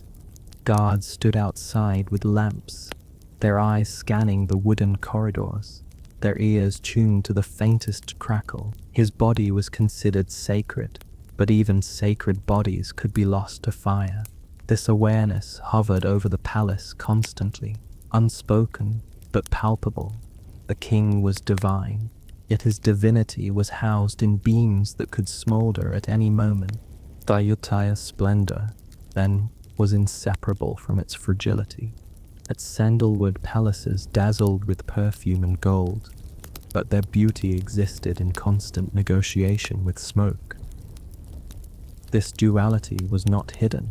It was embraced, even flaunted. Splendor that burned and rose again was splendor renewed. Splendor proven. To live in Ayutthaya was to live inside cycles of beauty and ruin, to accept that magnificence was always temporary, and to bow before it nonetheless. And so, night after night, the palaces glowed in lamplight. Music drifted through perfumed air, and courtiers bowed low on polished wood. Beneath it all, the faint smell of smoke lingered, reminding everyone that the kingdom's glory was built not in stone, but in wood and fire. Sliding further into the life of Ayutthaya's sandalwood palaces, one begins to sense how the fragility of wood and fire seeped into the psychology of the kingdom itself. The people of the court lived in an atmosphere of constant magnificence, but also of constant anticipation that the beauty surrounding them could vanish without warning. In a sense, Ayutthaya's rulers governed not only through ritual and splendor, but through impermanence itself, reminding courtiers and commoners alike that everything they saw could be taken away as easily as it was given. The palaces were rebuilt so often that they carried a rhythm of destruction and renewal, almost as steady as the kingdom's festivals. After each fire, new beams of sandalwood were cut from distant forests, dragged across rivers, and polished until they gleamed. Lacquerers applied fresh coats, gold leaf was pressed onto surfaces until it glittered, and artisans carved motifs of lotus and naga with patient precision. Courtiers, who only weeks before had been coughing in smoke, returned to bow in freshly perfumed halls as though nothing had happened. The cycle was so deeply ingrained that fire ceased to feel like catastrophe and came to feel like inevitability. Splendor was not permanent. It was renewable. This philosophy trickled down into the smallest rituals. Servants knew that lamps would eventually tip. Courtiers knew that whispers would eventually be overheard. And kings knew that dynasties would eventually fracture. The fragility of wood mirrored the fragility of power itself. To live in Ayutthaya was to understand that all beauty and authority were temporary performances, impressive for the moment, destined to fade, but always ready to be staged again. The king's nightly presence reinforced this lesson. He appeared rarely, often seen only in glimpses framed by curtains, or through ceremonies thick with incense. Foreign envoys reported being dazzled by the sheer sensory overload. The glow of lamps on lacquered beams, the perfume of sandalwood mingling with jasmine, the slow gestures of dancers and courtiers who bowed until their foreheads touched the floor. To European eyes, this was exotic splendor. To Ayutthaya's courtiers, it was repetition, as exhausting as it was necessary. The illusion of permanence required endless labor, endless rehearsal, endless renewal. Behind this glamour, unease brewed. Rivalries among nobles grew sharper in such a combustible environment. A misplaced word, a glance too bold, a bow too shallow, any of these could be magnified in the fragile world of the palace. Rumors burned faster than fire, spreading through wooden corridors where even whispers carried. Eunuchs and servants, tasked with guarding secrets, often became the kingdom's most effective spies, their loyalty tested daily by bribes and threats. Life inside Sandalwood halls was scented with incense, but smoked with suspicion. The women of the court lived this tension in their own way. Their quarters were filled with silks and perfumes, their nights softened by music, but their days were laced with strategy. Each consort lived with the knowledge that her fortune depended on favor, and favor was as fragile as lacquer. A rival's child might outshine her own. A rumor might undo years of careful silence. Their rivalries never erupted openly. Wooden walls carried sound too easily, but silence was no less lethal. Entire lives were spent in quiet competition, perfumed and smiling, yet edged with unease. Night in the palace was both serene and suffocating. Musicians plucked slow, meditative notes. Dancers bent their hands into arcs that told stories of gods and demons. Incense curled upward into shadows that clung to beam. Courtiers reclined on mats, sipping rice wine and listening to stories of past kings who had faced fire, war, or betrayal. Outside, the city hummed faintly. Markets closing, fishermen returning, fires flickering in ordinary homes. But inside the palace, time seemed suspended. Every creak of wood reminded them of fragility. Every flicker of lamp reminded them of risk. The beauty was undeniable, but it was a beauty edged with constant tension. Foreigners continued to misinterpret this rhythm. Dutch traders wrote of Ayutthaya's abundance, yet they shook their heads at the wooden palaces, calling them impermanent, wasteful, even naive. They did not understand that impermanence was the point, that to rebuild endlessly was not weakness, but proof of wealth. The kingdom could afford to burn and rise again, like incense reduced to ash only to be lit anew. To a European mind, power was measured in stone fortresses. To Ayutthaya, power was measured in cycles of destruction and renewal. Yet fire remained relentless. Chronicles mention blazes that consumed entire palace complexes, flames leaping from one sandalwood beam to another until nothing was left but smoke. Each time, the city inhaled grief and exhaled resilience, rebuilding with stubborn magnificence, but the memory of smoke never left. Even in rebuilt halls, courtiers sniffed the air at night, servants watched lamps too closely, and kings sat in chambers that glowed with splendor but whispered with fragility. And so Ayutthaya lived in this cycle, a kingdom of dazzling palaces, always shadowed by the possibility of fire. Its greatness was not carved in permanence, but performed in wood and smoke, each night glowing with beauty, each morning ready to rise again from ash. Sliding further into the history of Ayutthaya's palaces, one sees how cycles of burning and rebuilding became not just practical necessity, but cultural identity. The city thrived on impermanence, as though its rulers had decided long ago that beauty mattered most in the moment of its performance, not in the longevity of its walls. To outsiders, this was wasteful. To Ayutthaya, It was proof of abundance. To rebuild endlessly was to proclaim that resources flowed without end, that forests and labor could always be summoned again, that smoke was only another kind of perfume. Yet, within the palace walls, this impermanence took a toll on human lives.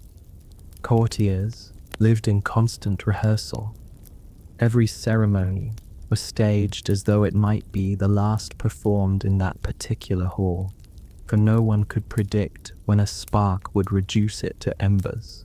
The endless bowing, the endless kneeling, the endless silences, all gained a sharper edge when set against beams that might not stand the year out, for the officials who spent their lives bending their bodies on wooden floors.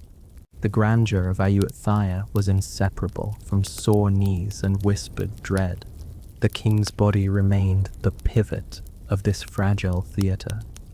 His presence was semi-divine, yet divinity could feel suffocating. Every appearance required hours of preparation, incense thickening the air, musicians rehearsing until fingers cramped, courtiers lined like carved figures along lacquered halls. When he emerged, the spectacle overwhelmed foreign envoys, who scribbled descriptions of golden halls and perfumed beams into their reports. Yet those same envoys also noted the constant scent of smoke, faint but lingering, as if reminding everyone that the grandeur before them was temporary.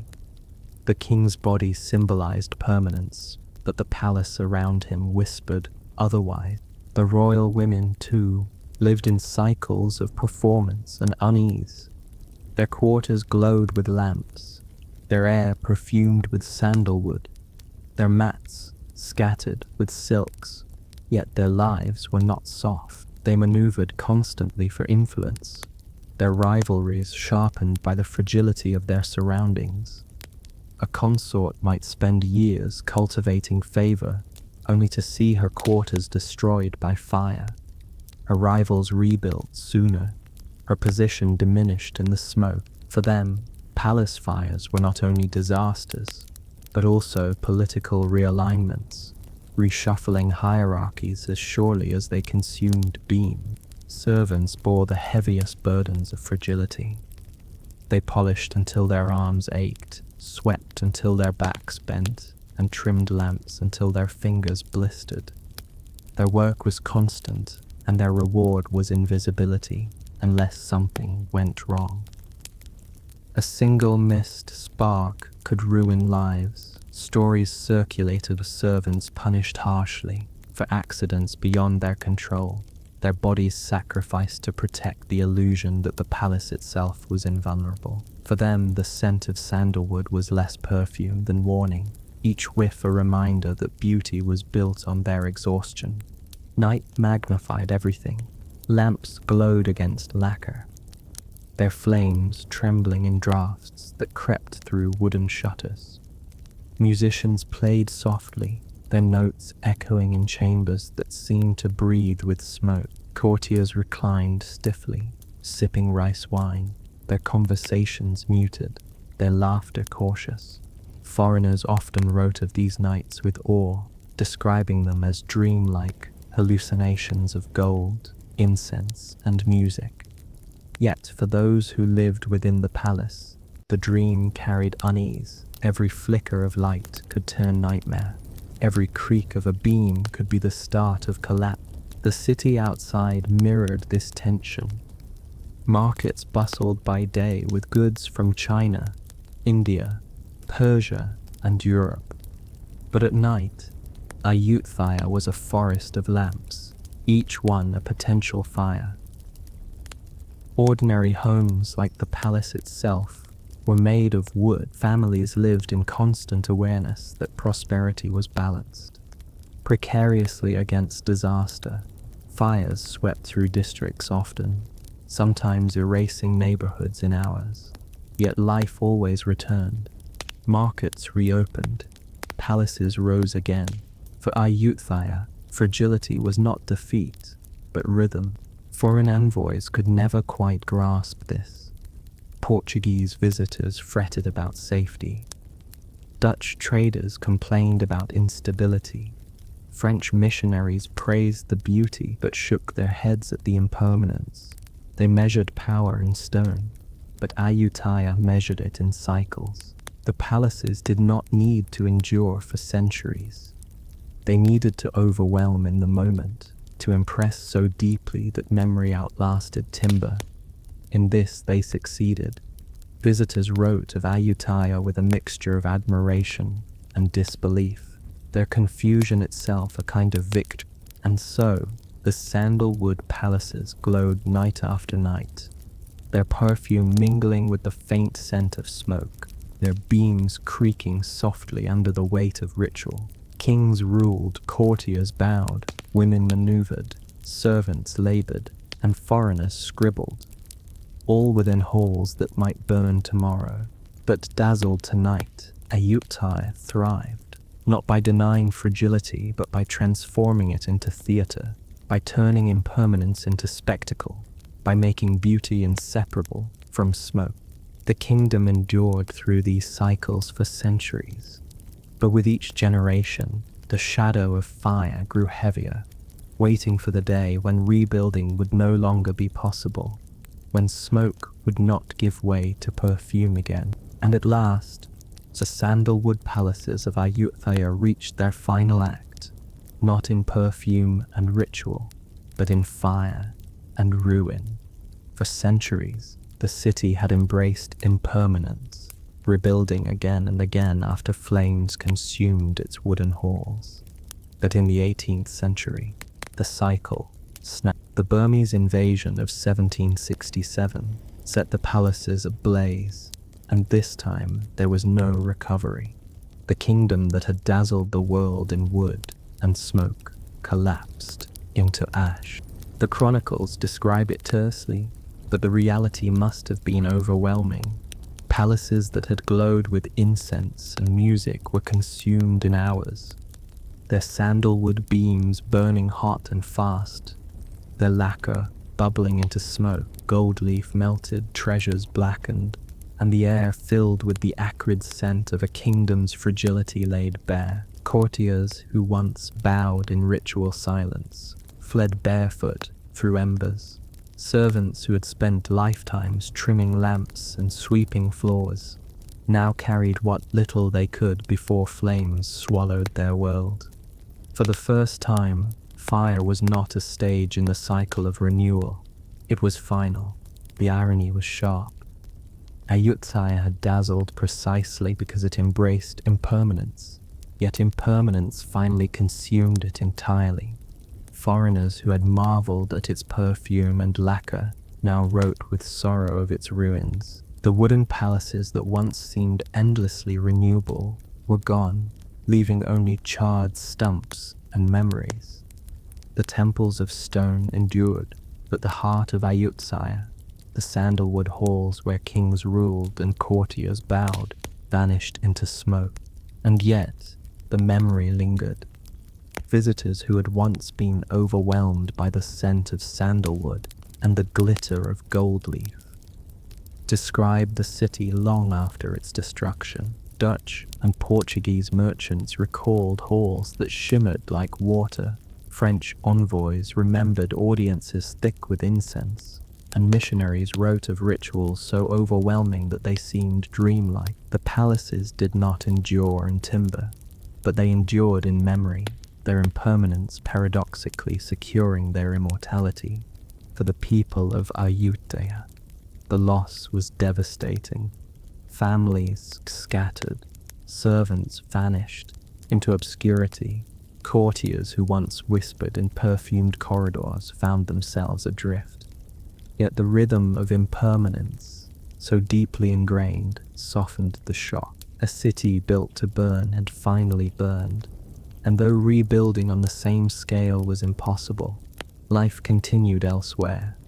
Bangkok rose, new palaces were built, new rituals performed. The smoke of Ayutthaya did not end the kingdom's story, it transformed it.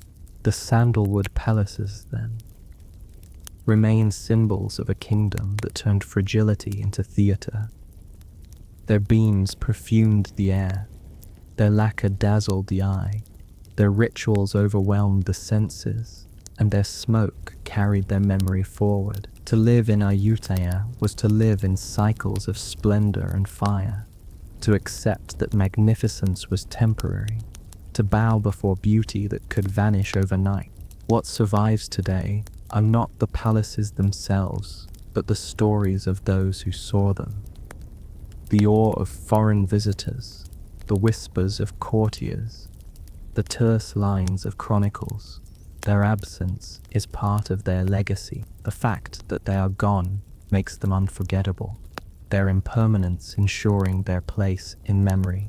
And so the Sandalwood palaces endure, not in wood but in smoke, not in beams but in echoes. They remind us that power can be dazzling even when fragile, that beauty can overwhelm even when temporary, and that kingdoms, like palaces, can burn brightly before vanishing into the night. This story closes, but the silence it leaves behind is uneasy. Something stirs in the shadows, another tale, darker, stranger, and waiting to be heard. This is the ice roads of Novgorod, winter journeys across frozen rivers. When winter descended on medieval Novgorod, it did not come gently. The rivers and lakes froze solid, the forests lay heavy with snow, and the city itself, already perched on the northern edge of what was livable for much of Europe, became a landscape defined by ice. Yet for Novgorod, winter was not simply hardship. It was also opportunity.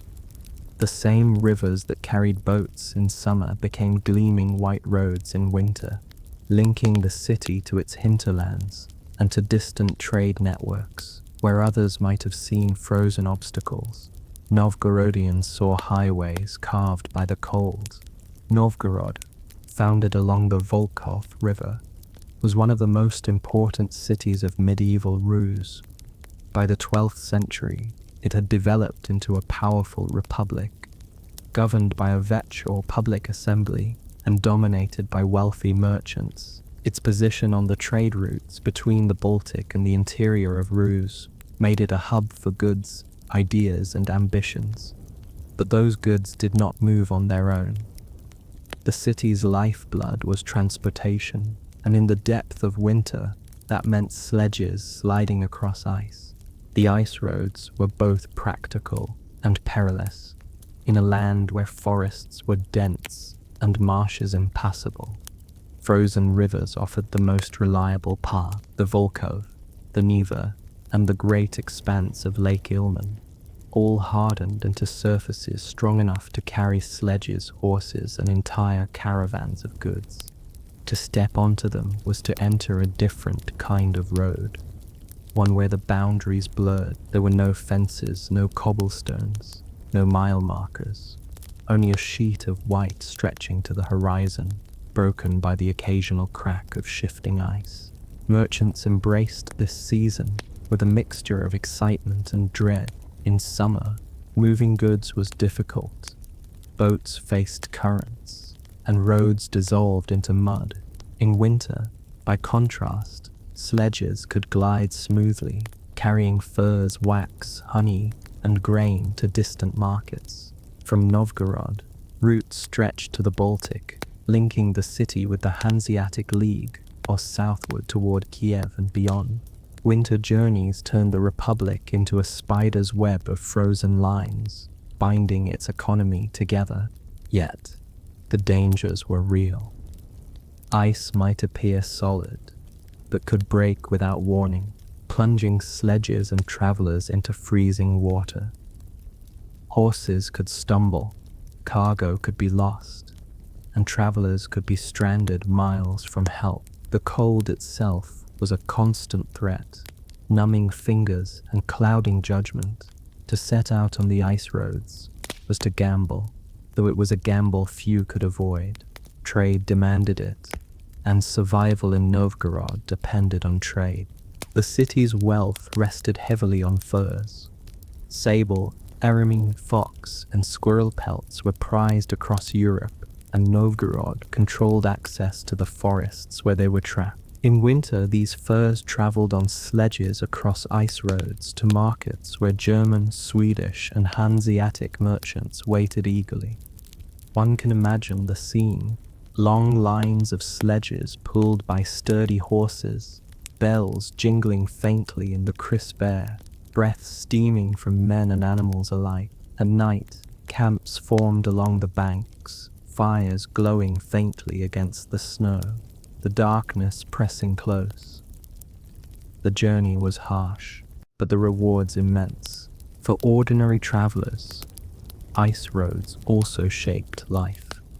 Peasants carried goods to market, pilgrims traveled to monasteries, and messengers carried news between towns. The frozen rivers made distances shrink. What might have taken days in summer mud could be covered quickly in winter, provided the cold held steady. Communities relied on these roads to maintain connections, to share resources, and to keep the fragile network of routes from fraying. The rhythm of Novgorod itself reflected this seasonality. In winter, the city bustled with activity. As merchants arrived, deals were struck, and goods were exchanged. The vetch met in the shadow of snow-dusted churches. Decisions carried on voices visible in frosty air. Bells rang from the great cathedral of St. Sophia, their sound traveling across frozen landscapes with unusual clarity.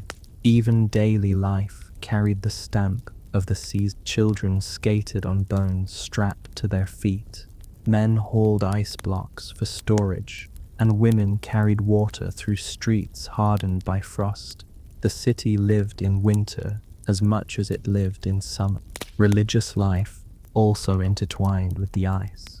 Pilgrims traveled to monasteries along frozen routes, their journeys marked by the sound of sledges and prayers murmured against the coals. Monks lit lamps in snow-covered chapels, their chants echoing in spaces made hushed by frost. Festivals marked the season, blending Christian rituals with older folk traditions. Fire, light, and warmth became symbols of survival, while the ice itself was treated with both respect and superstition. To fall through was not just a physical danger, but a spiritual warning. The social fabric of Novgorod depended on these journeys. Wealthy merchants might own multiple sledges, their teams of horses decorated with harness bells and colored cloth. Poorer families may do with simpler sleds, their runners creaking against ice. On the frozen rivers, however, these differences blurred. Everyone was at the mercy of the cold, the ice, and the long distances a nobleman's sledge could break as easily as a peasant's. The ice roads were great equalizers, leveling status in ways the vetch never quite managed. Still, not everyone loved winter. For some, the season meant isolation, hunger, and fear. Bad harvests left little to eat, and journeys on the ice could be too dangerous to attempt. Wolves prowled the forests, and bandits, knowing the risks of pursuit, occasionally targeted sledges. Families huddled indoors, lamps burning dimly, waiting for spring. For them, the ice roads were less highway than reminder of how thin survival could be. And yet, the image of Novgorod is inseparable from them. To picture the city without its frozen rivers is to miss the essence of its rhythm.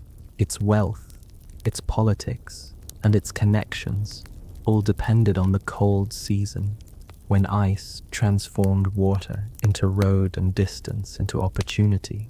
The Republic was as much built on frozen rivers as on stone walls, and so each winter, as snow blanketed the forests and lakes, Novgorodians stepped onto the ice, their sledges sliding forward, their bells ringing faintly, their hopes pinned on surfaces that could both carry and betray them. The Republic lived by these journeys, suspended between danger and necessity in the shimmering world of the ice roads. Sliding further into the frozen world of Novgorod, the ice roads reveal themselves, not only as practical trade routes, but also as spaces where culture, custom, and community mingled. The rivers, hardened by cold, became stages on which the city's peculiar mixture of merchant wealth, religious devotion, and rustic resilience played out. Winter did not simply freeze life, it redirected it, reshaping how people moved, worked, and even imagined their place in the world. Merchants thrived in this environment, but their journeys were not solitary. Sledges often traveled in groups, both for safety and efficiency. A line of sledges on the Volkhov might stretch far into the distance, each loaded with sacks of grain, barrels of honey, or bundles of furs. Horses snorted, their harness bells jingling faintly in rhythm, while drivers wrapped in fur cloaks shouted commands, muffled by the wind. At night, these caravans huddled together, lighting fires on the riverbanks, melting snow for water, and securing goods against theft. The camps were practical, but they also created moments of camaraderie. Songs were sung, bread was shared, and stories circulated of journeys gone well or disastrously wrong. The wealthiest merchants traveled differently.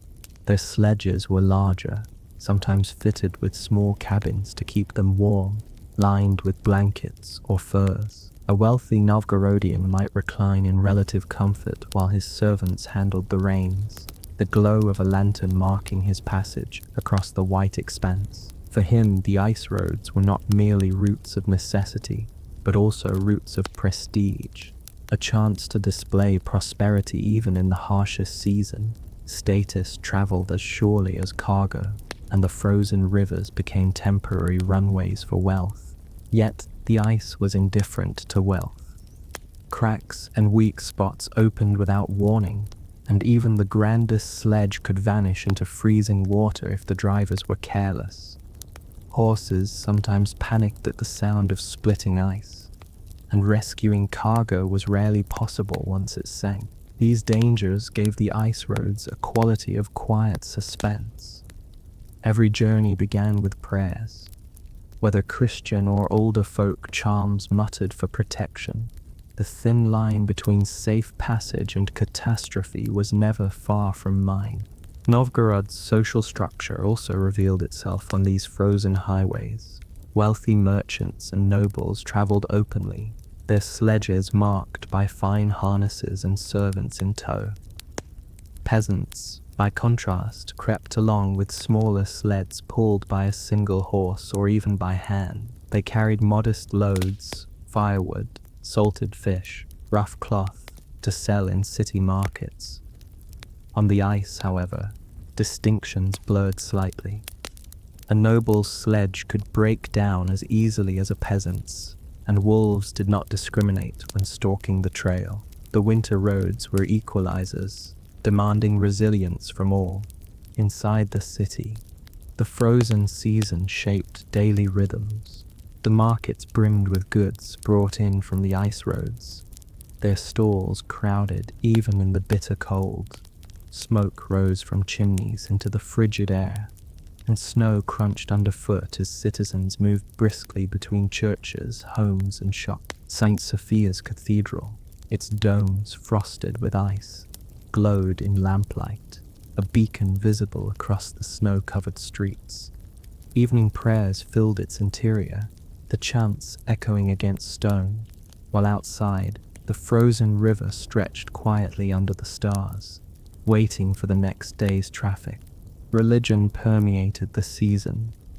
Pilgrims traveled on ice roads to reach monasteries, their sledges carrying both supplies and prayers. Monks, wrapped in heavy robes, welcomed them into refectories, warmed by simple fires. Night services lit by candles and lamps turned chapels into islands of glow within an ocean of snow. The symbolism was powerful, light overcoming darkness, warmth defying cold, faith carrying travelers safely across uncertain paths. For many, winter journeys were not only economic, but spiritual pilgrimages. Folk traditions added another layer. The ice was respected, but it was also feared. Stories circulated of spirits dwelling beneath frozen waters, punishing arrogance with sudden cracks. Children were warned not to stray too far, lest unseen forces pull them under. Travelers carried charms or recited protective verses, blending Christian ritual with older superstition. To cross a frozen lake at night, hearing the groan of ice beneath, was to feel the thinness of safety in a way that encouraged reverence. The sheer soundscape of the ice roads was memorable. During the day, the scrape of runners on snow, the jingle of bells, the shouts of drivers, and the crunch of hooves created a rough music. At night, silence pressed close, broken only by the hiss of wind and the occasional crack of shifting ice. Fires popped as caravans rested, sparks rising into the dark. The contrast was stark: noisy bustle by day, eerie stillness by night. For those sleeping in the open, the silence could feel as vast as the sky itself. The economy of Novgorod depended on these frozen movements. Without them, trade would falter, the markets would empty, and the city's independence would weaken. The Vecha, that famous public assembly, discussed matters of law and governance, but its power rested, ultimately, on the ability of merchants to keep goods flowing. In this sense, the ice roads were political as well as practical. Each safe journey reinforced the Republic's strength. Each failure threatened it. The rivers, frozen and gleaming, were not just landscapes, they were lifeline. And so, each winter, Novgorod embraced the paradox of ice. The season was harsh, yet it offered speed. The roads were dangerous, yet they were necessary. Every journey was both routine and risky, both ordinary and extraordinary. To live in Novgorod was to accept this rhythm, to see opportunity in freezing water, and to trust one's fortune to surfaces that could shift without warning. As fires dimmed along the riverbanks and caravans slept in the snow, the frozen world stretched outward, shimmering faintly under starlight, carrying with it the hum of a republic that owed much of its life to the ice. Drifting deeper into the icy expanse, the roads of Novgorod in winter were more than arteries of trade. There were stages where the peculiarities of medieval life revealed themselves with striking clarity. The season laid bare both the fragility and ingenuity of human survival, as people adapted to landscapes that might kill them with the same ease that it carried them forward. Merchants, of course, were the most visible users of these frozen highways, but they were hardly alone. Envoys from other Russia's principalities traveled them, bundled tightly in furs, their sledges carrying scrolls sealed with wax, and gifts meant to grease negotiations. Monks and clergy made their way to monasteries and bishoprics, their sledges less laden with goods but heavy with books, icons, or holy oil. Peasants trudged along with simple sleds dragged by hand, carrying flax, hemp, salted fish, or small quantities of furs, hoping for a little silver in exchange. The frozen rivers were therefore crowded not with one class, but with all classes, moving at different speeds, muttering different prayers, but bound together by the same frozen surface. The unpredictability of these journeys gave rise to customs of mutual aid. On the ice, it was expected, at least in theory, that travelers would help one another. If a horse stumbled and a sledge tipped, nearby merchants might stop to right it, though not always without comment on the clumsiness of the driver. If ice cracked beneath one party, others might haul them out, wrapping the soaked victim in furs and rushing to the nearest fire before frostbite set in. But as with most human promises, this rule bent under pressure. Greed could overwhelm generosity, and more than one story circulated of travelers left behind on the ice, because others feared losing time or goods. Novgorod's wealth depended on trade, but its ice roads also exposed the sharp edge of survival instincts. The environment itself added a quality of constant suspense. Ice groaned, cracked, and shifted beneath sledges, its voice carrying for miles. Travelers learned to listen carefully. A deep rumble meant the ice was strong, while sharp, splintering cracks suggested danger. Horses, too, seemed attuned, stamping nervously or snorting when they sensed weakness. Even the most experienced drivers could never fully relax, for a single misjudgment could send cargo and companions plunging into black water. At night, the sound was even more uncanny, amplified by silence until it felt as though the river itself was alive, breathing beneath the frozen crust. Yet the danger was matched by efficiency. In the depths of winter, when snow was thick and ice firm, sledges could travel far more quickly than carts could in muddy spring or autumn. Distances shrank, and merchants often looked forward to the season, not with dread, but with relief. A journey that might take weeks in another season could be halved in winter, provided the weather held. The irony was sharp. The harshest season was also the smoothest highway. Daily life in Novgorod reflected this paradox. The city bustled in winter, its markets crowded with goods brought in from frozen route, the central square filled with merchants hawking furs, beeswax, tallow, and salted fish, while foreign traders bartered for what they would carry back to the Baltic. Hanseatic merchants from Lübeck or Visby arrived in their own convoys, sometimes marveling at the ease with which Novgorodians glided across surfaces that to outsiders looked terrifying. Within the walls of the Yaroslav court, the trading quarter, the glow of lamps stretched long into the night as deals were struck, contracts written, and drinks shared. For Novgorod, the heart of winter was also the heart of commerce. The social spectacle of sledges also mattered. Wealthy men ensured their sledges were well decorated, horses draped in bright harnesses, and servants present to signal their status. Passing another sledge on the river was not only practical, it was also a chance to display rank. Poorer travelers might resent such displays, but they still turned their heads to look on ice. Appearances carried weight, even if both noble and peasant shared the same risks of a cracked surface. Religious observances accompanied these journeys. Travelers stopped at wayside chapels or carried small icons with them, pacing the painted faces before setting out each morning. Priests sprinkled holy water on sledges before long trips, and monks wrote blessings on scraps of parchment tucked into clothing. Even hardened merchants, who spent their days calculating profits, often admitted that no amount of wealth could protect against thin ice or sudden storms. Faith became a kind of currency on these roads, as necessary as food or fur. The ice roads also connected Novgorod to its far-flung northern territories. From the White Sea to the forests of Karelia, sledges brought back not only furs but salt, fish, and timber. These journeys were brutal, stretching across desolate landscapes where wolves prowled, and nights lasted almost without end.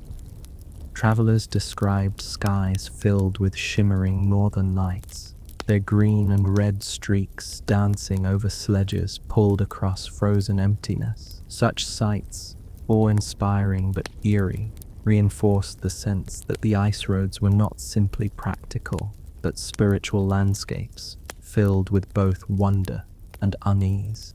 Within the city, winter nights were long but not lifeless. Families gathered around stoves, their windows glowing faintly against the snow. Children played with makeshift skates carved from bones, scraping across icy streets until called in by exasperated parents. Merchants tallied accounts by lamplight, their fingers numb from ink and cold. Bells from St. Sophia's tolled the hours, their sound carrying farther in crisp air than in summer. Novgorod was not dormant in winter. It thrived in its own frozen way. The ice roads were central to that rhythm. They tied villages to the city, linked Novgorod to the Baltic, and carried not only goods, but stories, news, and traditions. They were dangerous, yes, but they were also lifelines, and without them the Republic would have been poorer in every sense. Winter may have been feared, but it was also embraced, for on frozen rivers, Novgorod found both its wealth and its identity. And so, every year, as snow deepened and rivers froze, the city stepped once more onto its shimmering highways. Sledges slid forward, bells rang faintly, and the world seemed suspended between survival and opportunity, between danger and prosperity, in the long glimmering silence of ice. Sliding still further into the winter landscape, the ice roads of Novgorod were not merely thoroughfares of trade, but arteries of culture, carrying with them the habits, anxieties, and ambitions of a society built on compromise with the cold. To understand them is to understand how Novgorod balanced itself precariously between harsh necessity and quiet opportunity. Merchants liked to describe their winter journeys as efficient, but that efficiency came at the price of endless preparation. Before setting out, horses had to be fed and shod with special cleats to grip the ice. Sledges checked for cracks in their runners, and cargo packed tightly against the jostling of uneven surfaces. Furs were bundled in layers of waxed cloth, grain sealed in barrels, honey packed carefully to prevent freezing solid.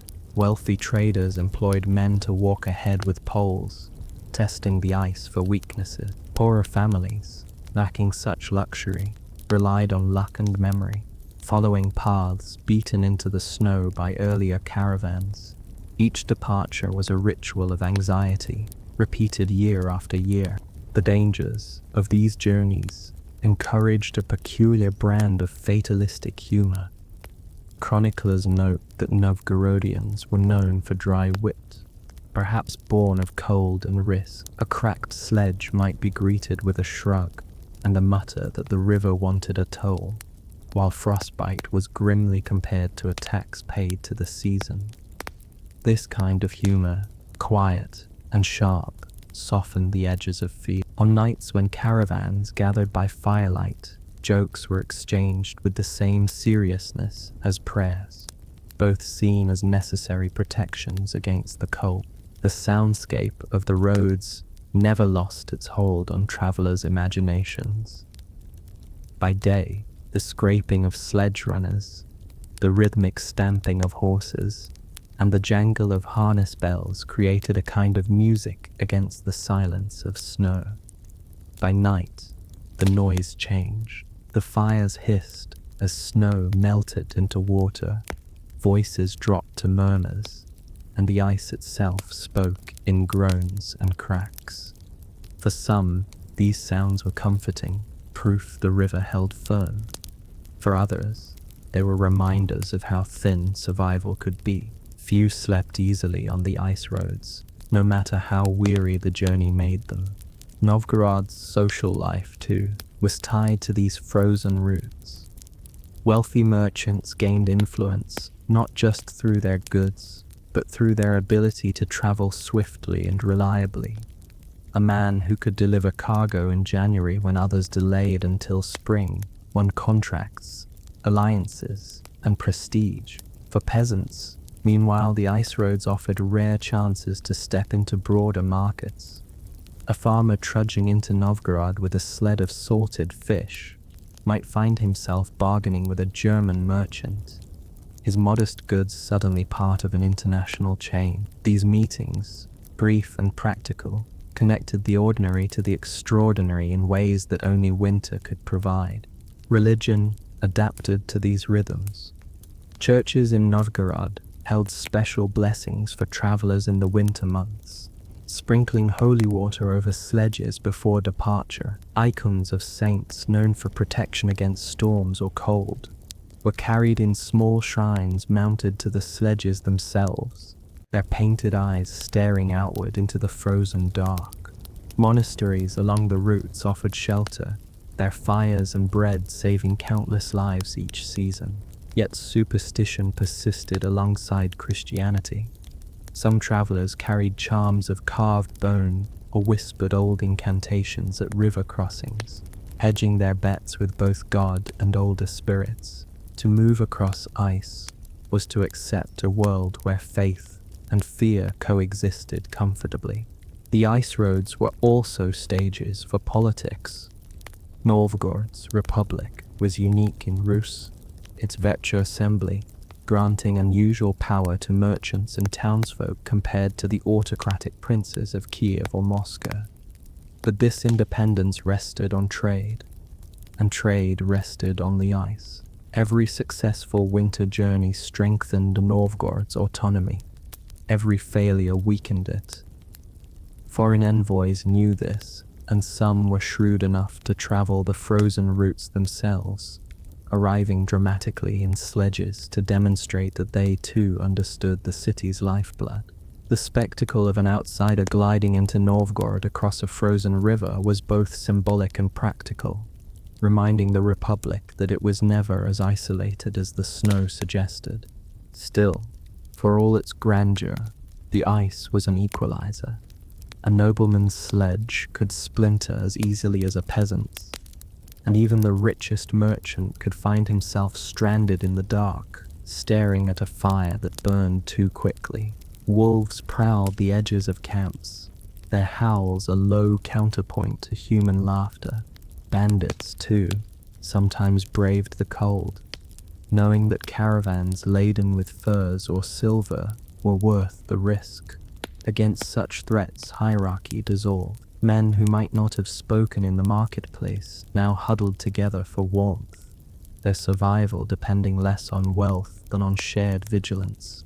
Inside Novgorod, winter nights took on their own rhythms.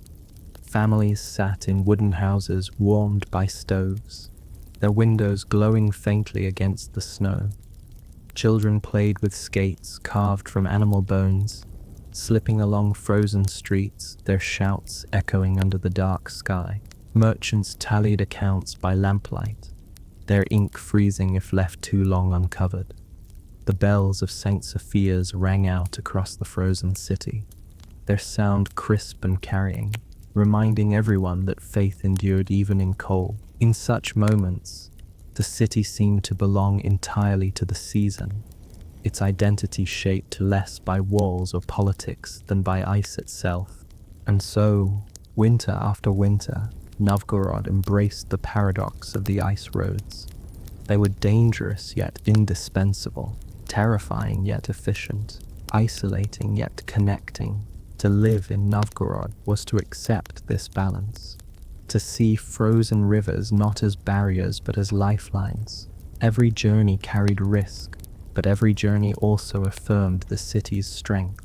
As caravans set out once more into the frozen night, their fires glowing faintly behind them, Novgorod's republic stretched its reach outward across shimmering highways of ice, its future gliding silently beneath the stars. Drifting onward across the frozen white expanse, the ice roads of Novgorod reveal even more about how a society could bend itself around the seasons, making hardship into habit. What looked at outsiders like a land locked in ice and silence was, for Novgorodians, a world of possibility, a cold stage on which commerce, faith, and survival performed in slow rhythm. One striking feature of these winter journeys was how sound traveled in the dense forests of summer. Noise was swallowed by leaves and undergrowth. On the open ice, however, a single horse's snort or a driver's shout could carry for astonishing distances. Caravans approaching the city could be heard long before they appeared, the jingling of harness bells drifting across frozen air. At night, when the wind dropped, conversations at one camp might be overheard by another half a mile away. Privacy was thin, and gossip traveled as surely as sledges. The ice made everything louder, sharper, and harder to hide. Merchants took advantage of this. A wealthy trader might decorate his sledge with bright paint or colored cloth, but the true mark of prestige was sound. The more bells on the harness, the more one's approach was announced. To travel with silence was modest.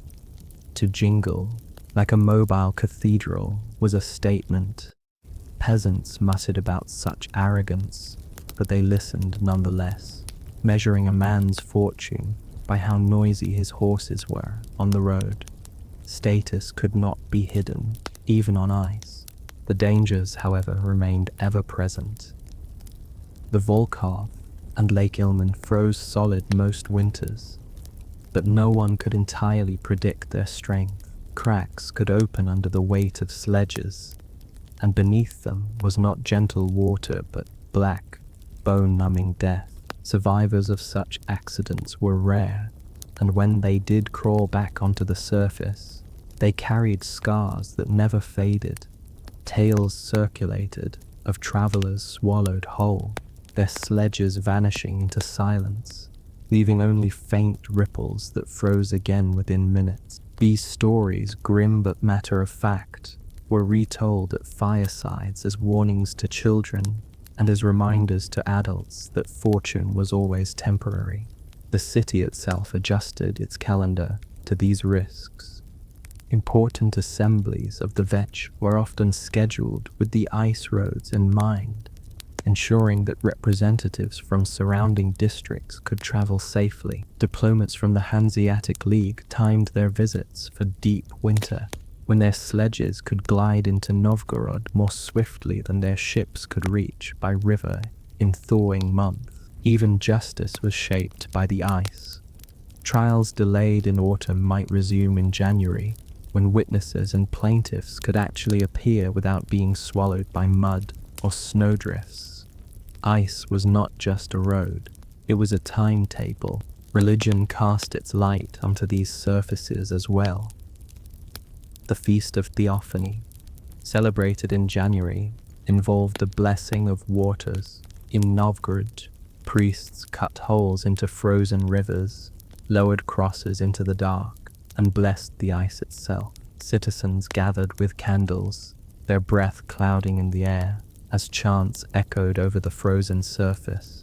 To plunge into the water was considered purifying, though no doubt terrifying.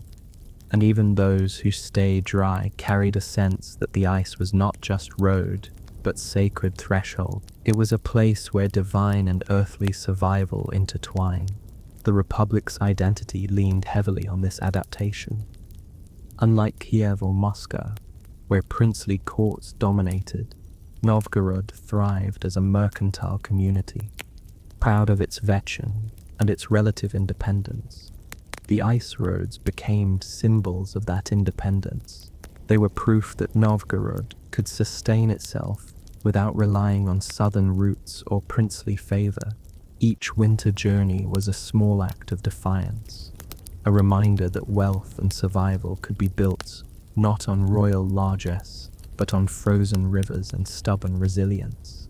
Of course, the Republic's independence was always under threat. Princes from Moscow looked north with hungry eyes, and foreign merchants pushed for more favorable terms.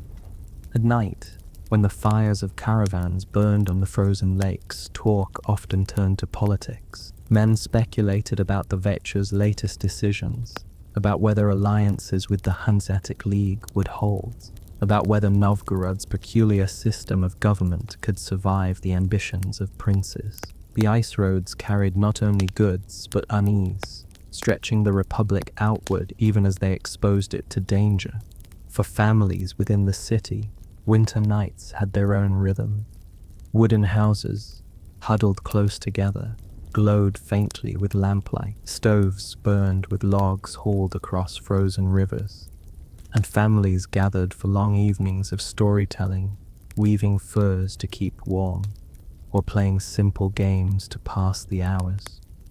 Children learned early that winter was not an enemy, but a season to be managed. They strapped bones to their feet as makeshift skates, sliding across frozen courtyards with shouts of laughter, while adults shook their heads and prayed they would not crack their skulls before supper. Even leisure in Novgorod had ice underfoot. What gave the ice roads their peculiar force was their duality. They were simultaneously liberating and confining. They opened paths across vast distances, but only for a season.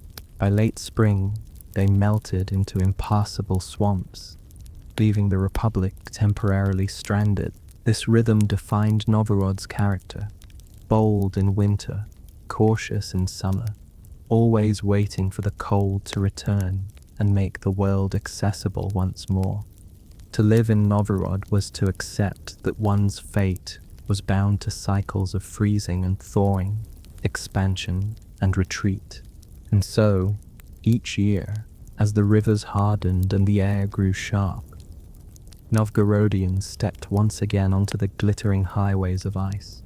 Their sledges scraped forward, their bells rang in rhythm, and their lives unfolded against a backdrop of frost, danger, and resilience. The Republic's heart beat, not only in its Vesh or its cathedral, but also in the echo of runners across frozen rivers, carrying Novgorod's fate outward into the cold night, sliding yet further along the frozen surface. The ice roads of Novgorod begin to reveal how deeply they were woven into the Republic's imagination. These were not simply seasonal conveniences.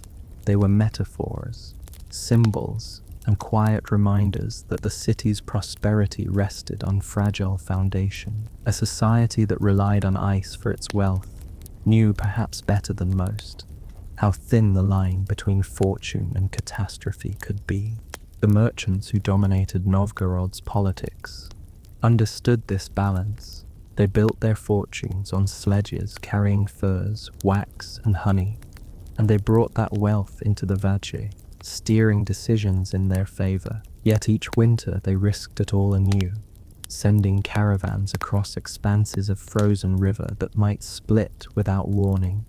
Their power was both solid and precarious, like the ice itself firm underfoot, but always groaning, always reminding one to tread carefully. This lent Novgorodian politics a certain sharpness. Debates in the Vache could be loud, even chaotic, but behind the shouting was a shared awareness. Survival depended on cooperation, and cooperation depended on ice. The Republic's culture reflected this paradox. Chronicles describe Novgorodians as both pragmatic and proud, a people who measured themselves against the hardships of their land. Songs and stories often celebrated cleverness in the face of danger, not grandiose victories in battle. A tale about a merchant saving his goods from thin ice might be retold for generations, his wit and luck admired as much as a knight's bravery. Winter was not simply endured, it was transformed into a proving ground for identity. The city's religious life mirrored this transformation. The frozen rivers were not only roads but also spaces where rituals unfolded. On feast days, processions marched out onto the ice, carrying banners and icons, chanting prayers that mingled with the crack of frost. Candles and torches reflected against white expanses, making the night glow faintly as though the entire river had been consecrated. To walk on ice while singing hymns was to declare that faith could tame even the most treacherous surfaces. Yet the same faith acknowledged fragility. Priests blessed the roads each season, sprinkling holy water as if bargaining with forces beyond their control. For the ordinary people, winter journeys carried both dread and necessity. Peasants tied their sleds with rope, their goods covered in furs or straw, and set out knowing that a mistake could mean starvation if cargo was lost. Families often sent men in groups, so that if one sled broke, the others could share the burden. Women remained behind, tending fires, caring for children, and waiting anxiously for the sound of bells that meant their loved ones were returning. The ice roads did not just shape commerce, they shaped the rhythms of absence and reunion in households across the Republic. Foreigners observed all this with a mix of admiration and alarm. Hanseatic merchants wrote of Novgorod's wealth and independence, but also of its strange reliance on frozen rivers. To them, the city seemed both powerful and vulnerable. In winter, its reach extended far into the forests and northlands, sucking in goods from across the region. But when spring thawed the ice, Novgorod seemed to shrink, its power trapped by mud and swamp. The Republic's very strength, they noted, depended on a season that lasted only a few months. It was a strange foundation for independence, yet one that endured for centuries. Life on the roads was not all grim calculation. There were moments of joy and even beauty. Travelers often spoke of the northern lights shimmering above them, curtains of green and red waving across the sky. These displays, visible on the longest nights, lent journeys a surreal quality, as though the heavens themselves were escorting caravans. Children skated on frozen rivers near the city, laughing as they slipped and fell, their bone skates clattering against the ice. Couples walked together in the twilight, their breath visible, their steps echoing in the silence. Winter was harsh, but it also created spaces for play and wonder. The dangers, however, could not be ignored. Wolves followed caravans, their eyes glowing faintly at the edge of firelight. Bandits sometimes appeared, though less often in deep cold, preferring ambushes when the weather was less lethal. The greatest enemy was still the ice itself. Chroniclers tell of entire caravans lost when rivers cracked open, of men pulled beneath before their comrades could react. The memory of such disasters hung over every journey, a silent warning that fortune was never guaranteed. Inside Novgorod, the presence of the ice roads was felt in subtler ways. Markets thrived in winter, their stalls heavy with goods brought swiftly from afar, churches filled with prayers for travelers, their candles glowing against frost-covered walls. The Vecher debated trade agreements, its arguments carried on voices that steamed in the cold air. Families huddled by stoves, waiting for fathers or brothers to return with profits. The city itself seemed to breathe with the rhythm of the frozen rivers, expanding in confidence when the ice was strong, contracting in uncertainty when thaw drew near. In this way, the Republic's very identity fused with the season. To be a Novgorodian was to see winter not as an enemy, but as a partner, dangerous, yet indispensable. The ice roads were fragile, but they gave the city life. The Republic stood as long as the rivers froze, and each journey across the shimmering white surface reaffirmed that bargain with the cold. And so, year after year, the sledges slid out once more, their bells jingling faintly, their runners scraping against frost. They moved across surfaces that groaned beneath them, carrying not only goods, but the weight of a city's future. Novgorod's fate glided on those frozen highways, shimmering beneath stars and northern lights, fragile yet enduring, sliding further into the deep winters of Novgorod. The ice roads appear less as temporary conveniences, and more as the Republic's quiet backbone. To live in Novgorod was to accept that power, wealth, and even survival hinged on frozen rivers. They were highways, calendars, and metaphors, all at once. Each year, the city stepped onto them with the same mix of confidence and caution, and each year, the ice answered back with groans, cracks, and the promise of both profit and peril. Merchants who dominated the Vetch understood that their fortunes rose and fell with the season. A winter of strong ice and steady caravans meant wealth flowing into Novgorod's markets. A winter of thaw and disaster meant shortages, unrest, and arguments loud enough to shake the assembly. The debates inside the Vetch hole often mirrored the ice itself, loud, cracking, sometimes threatening to split entirely. But as with the rivers, the surface usually held, the fractures papered over by the recognition that collapse would serve no one. The symbolism of ice shaped Novgorod's worldview. Chronicles described the Republic as firm but fragile, powerful but temporary. The city's citizens prided themselves on resilience, but they knew that resilience meant little if nature itself turned against them. This lent Novgorodian culture a tone both pragmatic and fatalistic. Their humor was wry, their faith earnest, their politics sharp, all shaped by the knowledge that survival was never guaranteed. The ice taught them not to trust permanence too much. Even in religion, the frozen world was ever present. Priests blessed sledges before departure, and processions carried icons onto frozen rivers, sanctifying them as safe passageways. The Feast of Theophany, each January, turned ice into a stage for sacred drama. Crosses were plunged into cut holes, holy water sprinkled across the frozen surface, and crowds watched candles flicker against the night. Children shivered in their furs, adults muttered prayers, and everyone felt both awe and unease. To bless ice was to acknowledge its power, its ability to carry or to kill. The ordinary people bore this paradox most keenly. For peasants, winter journeys were less about politics than survival. A few sledges of grain sold in the city might mean food through the spring. A successful delivery of salted fish might pay off debts owed to boyars or monasteries. But a single accident on the ice could ruin a household entirely. Families weighed these risks each year, their choices never easy.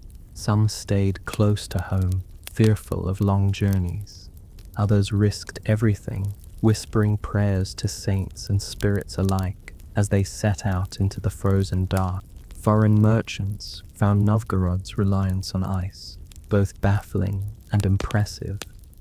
Germans of the Hanseatic League, arriving in the city, marveled at how effortlessly Novgorodians treated frozen rivers as roads.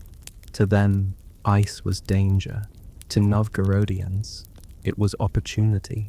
Contracts signed in Novgorod's trading courts often carried the imprint of these journeys. Silver exchanged hands with the quiet knowledge that it had traveled not on stone or sea, but on rivers hardened into gleaming white corridors. There were nights when the ice roads shimmered with beauty that softened even the hardest hearts. Northern lights rippled above, green and red ribbons folding across the sky. Fires flickered on the banks, their glow mirrored in smooth expanses of ice. Caravans slept under fur blankets, their sledges arranged in circles for safety, horses snorting softly into the cold. For a few hours, the dangers seemed far away, and the frozen world appeared not as threat, but as wonder. These moments lingered in memory, retold by travelers as proof that even the harshest land could be beautiful. But the dangers never disappeared. Wolves followed sledges, their howls echoing eerily across frozen lakes. Bandits braved the cold, when rewards promised enough silver to outweigh frostbite. Most feared of all was the thaw, an early melt that could turn ice roads into traps, breaking under sledges before anyone was ready.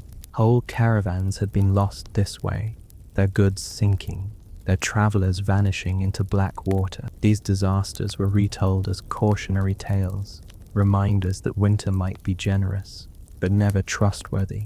Within Novgorod, the rhythm of these journeys shaped the city's self-image. Winter markets bustled with activity, stalls glowing with lamplight against snow. Merchants displayed furs as though they were treasures.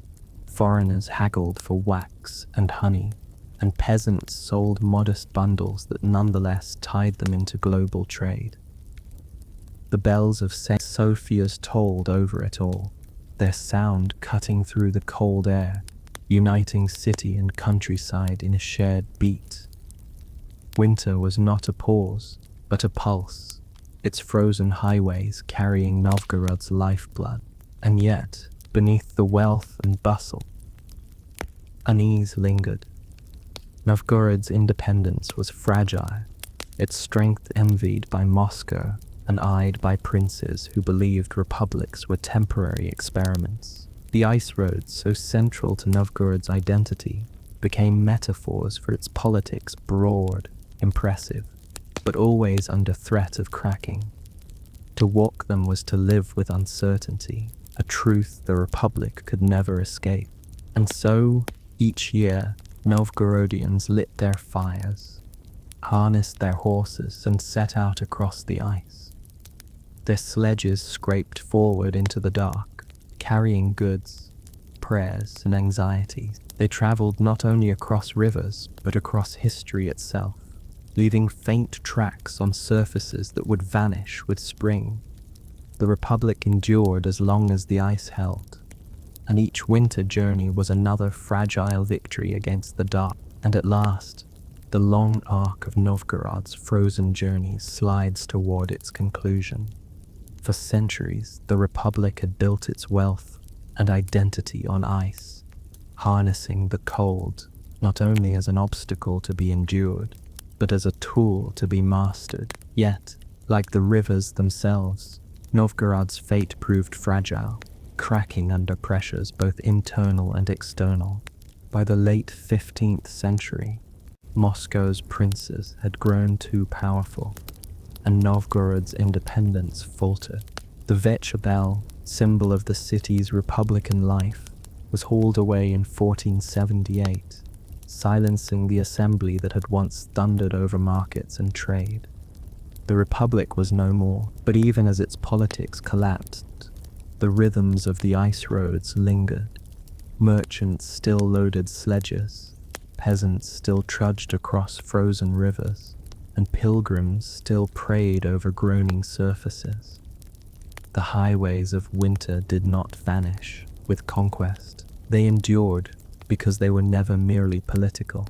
They were environmental, practical, unavoidable. Yet in memory, they took on symbolic weight. To later chroniclers, the ice roads became reminders of both Novgorod's greatness and its fragility. They were images of a republic sliding forward across thin surfaces, confident yet always at risk. Just as a thaw could break a caravan, so too could Moscow break a city that relied too heavily on fragile independence. History seemed to echo the landscape, dazzling, useful, but prone to sudden fracture. For ordinary people, life continued much as before. Winter still froze the rivers, sledges still scraped forward, bells still jingled in the crisp night. Wolves and bandits remained, as did prayers and superstitions. The Republic may have been gone, but the frozen world cared little for political banners. The ice remained impartial, carrying the poor and rich alike across its glimmering surface. In that sense, Novgorod's legacy lived not in its assemblies or treaties, but in the persistence of human habit against cold. The image of those journeys remains haunting. Imagine sledges gliding across Lake Ilmen under a sky ablaze with northern lights, fires flickering on snowy banks, their glow reflected in smooth ice, horses steaming in the cold, their bells faint against the vast silence. Men and women huddled in furs, whispering prayers, their faces lit by fire and starlight, all of it fragile, temporary, gone by spring thaw, and yet repeated year after year, century after century, until it became the heartbeat of a republic. The ice roads of Novgorod remind us that history is often built not only on battles and decrees, but on surfaces that crack and shift beneath our feet. They tell of a people who made opportunity out of winter, who learned to glide where others saw only danger, and who built a republic as precarious and brilliant as the frozen rivers themselves. And when the thaw finally came, whether of rivers or of independence, the memory of those shimmering journeys lingered. Novgorod's sledges may be long gone, its vetch silenced, its wealth scattered, but the image of bells jingling into the frozen dark endures, a faint echo on rivers that still freeze each winter, carrying with them the ghost of a republic that once glided boldly across the ice. And so, dear wanderers, our tale comes to a close. Until next time, may your night be quiet and your dreams be kind. Good night.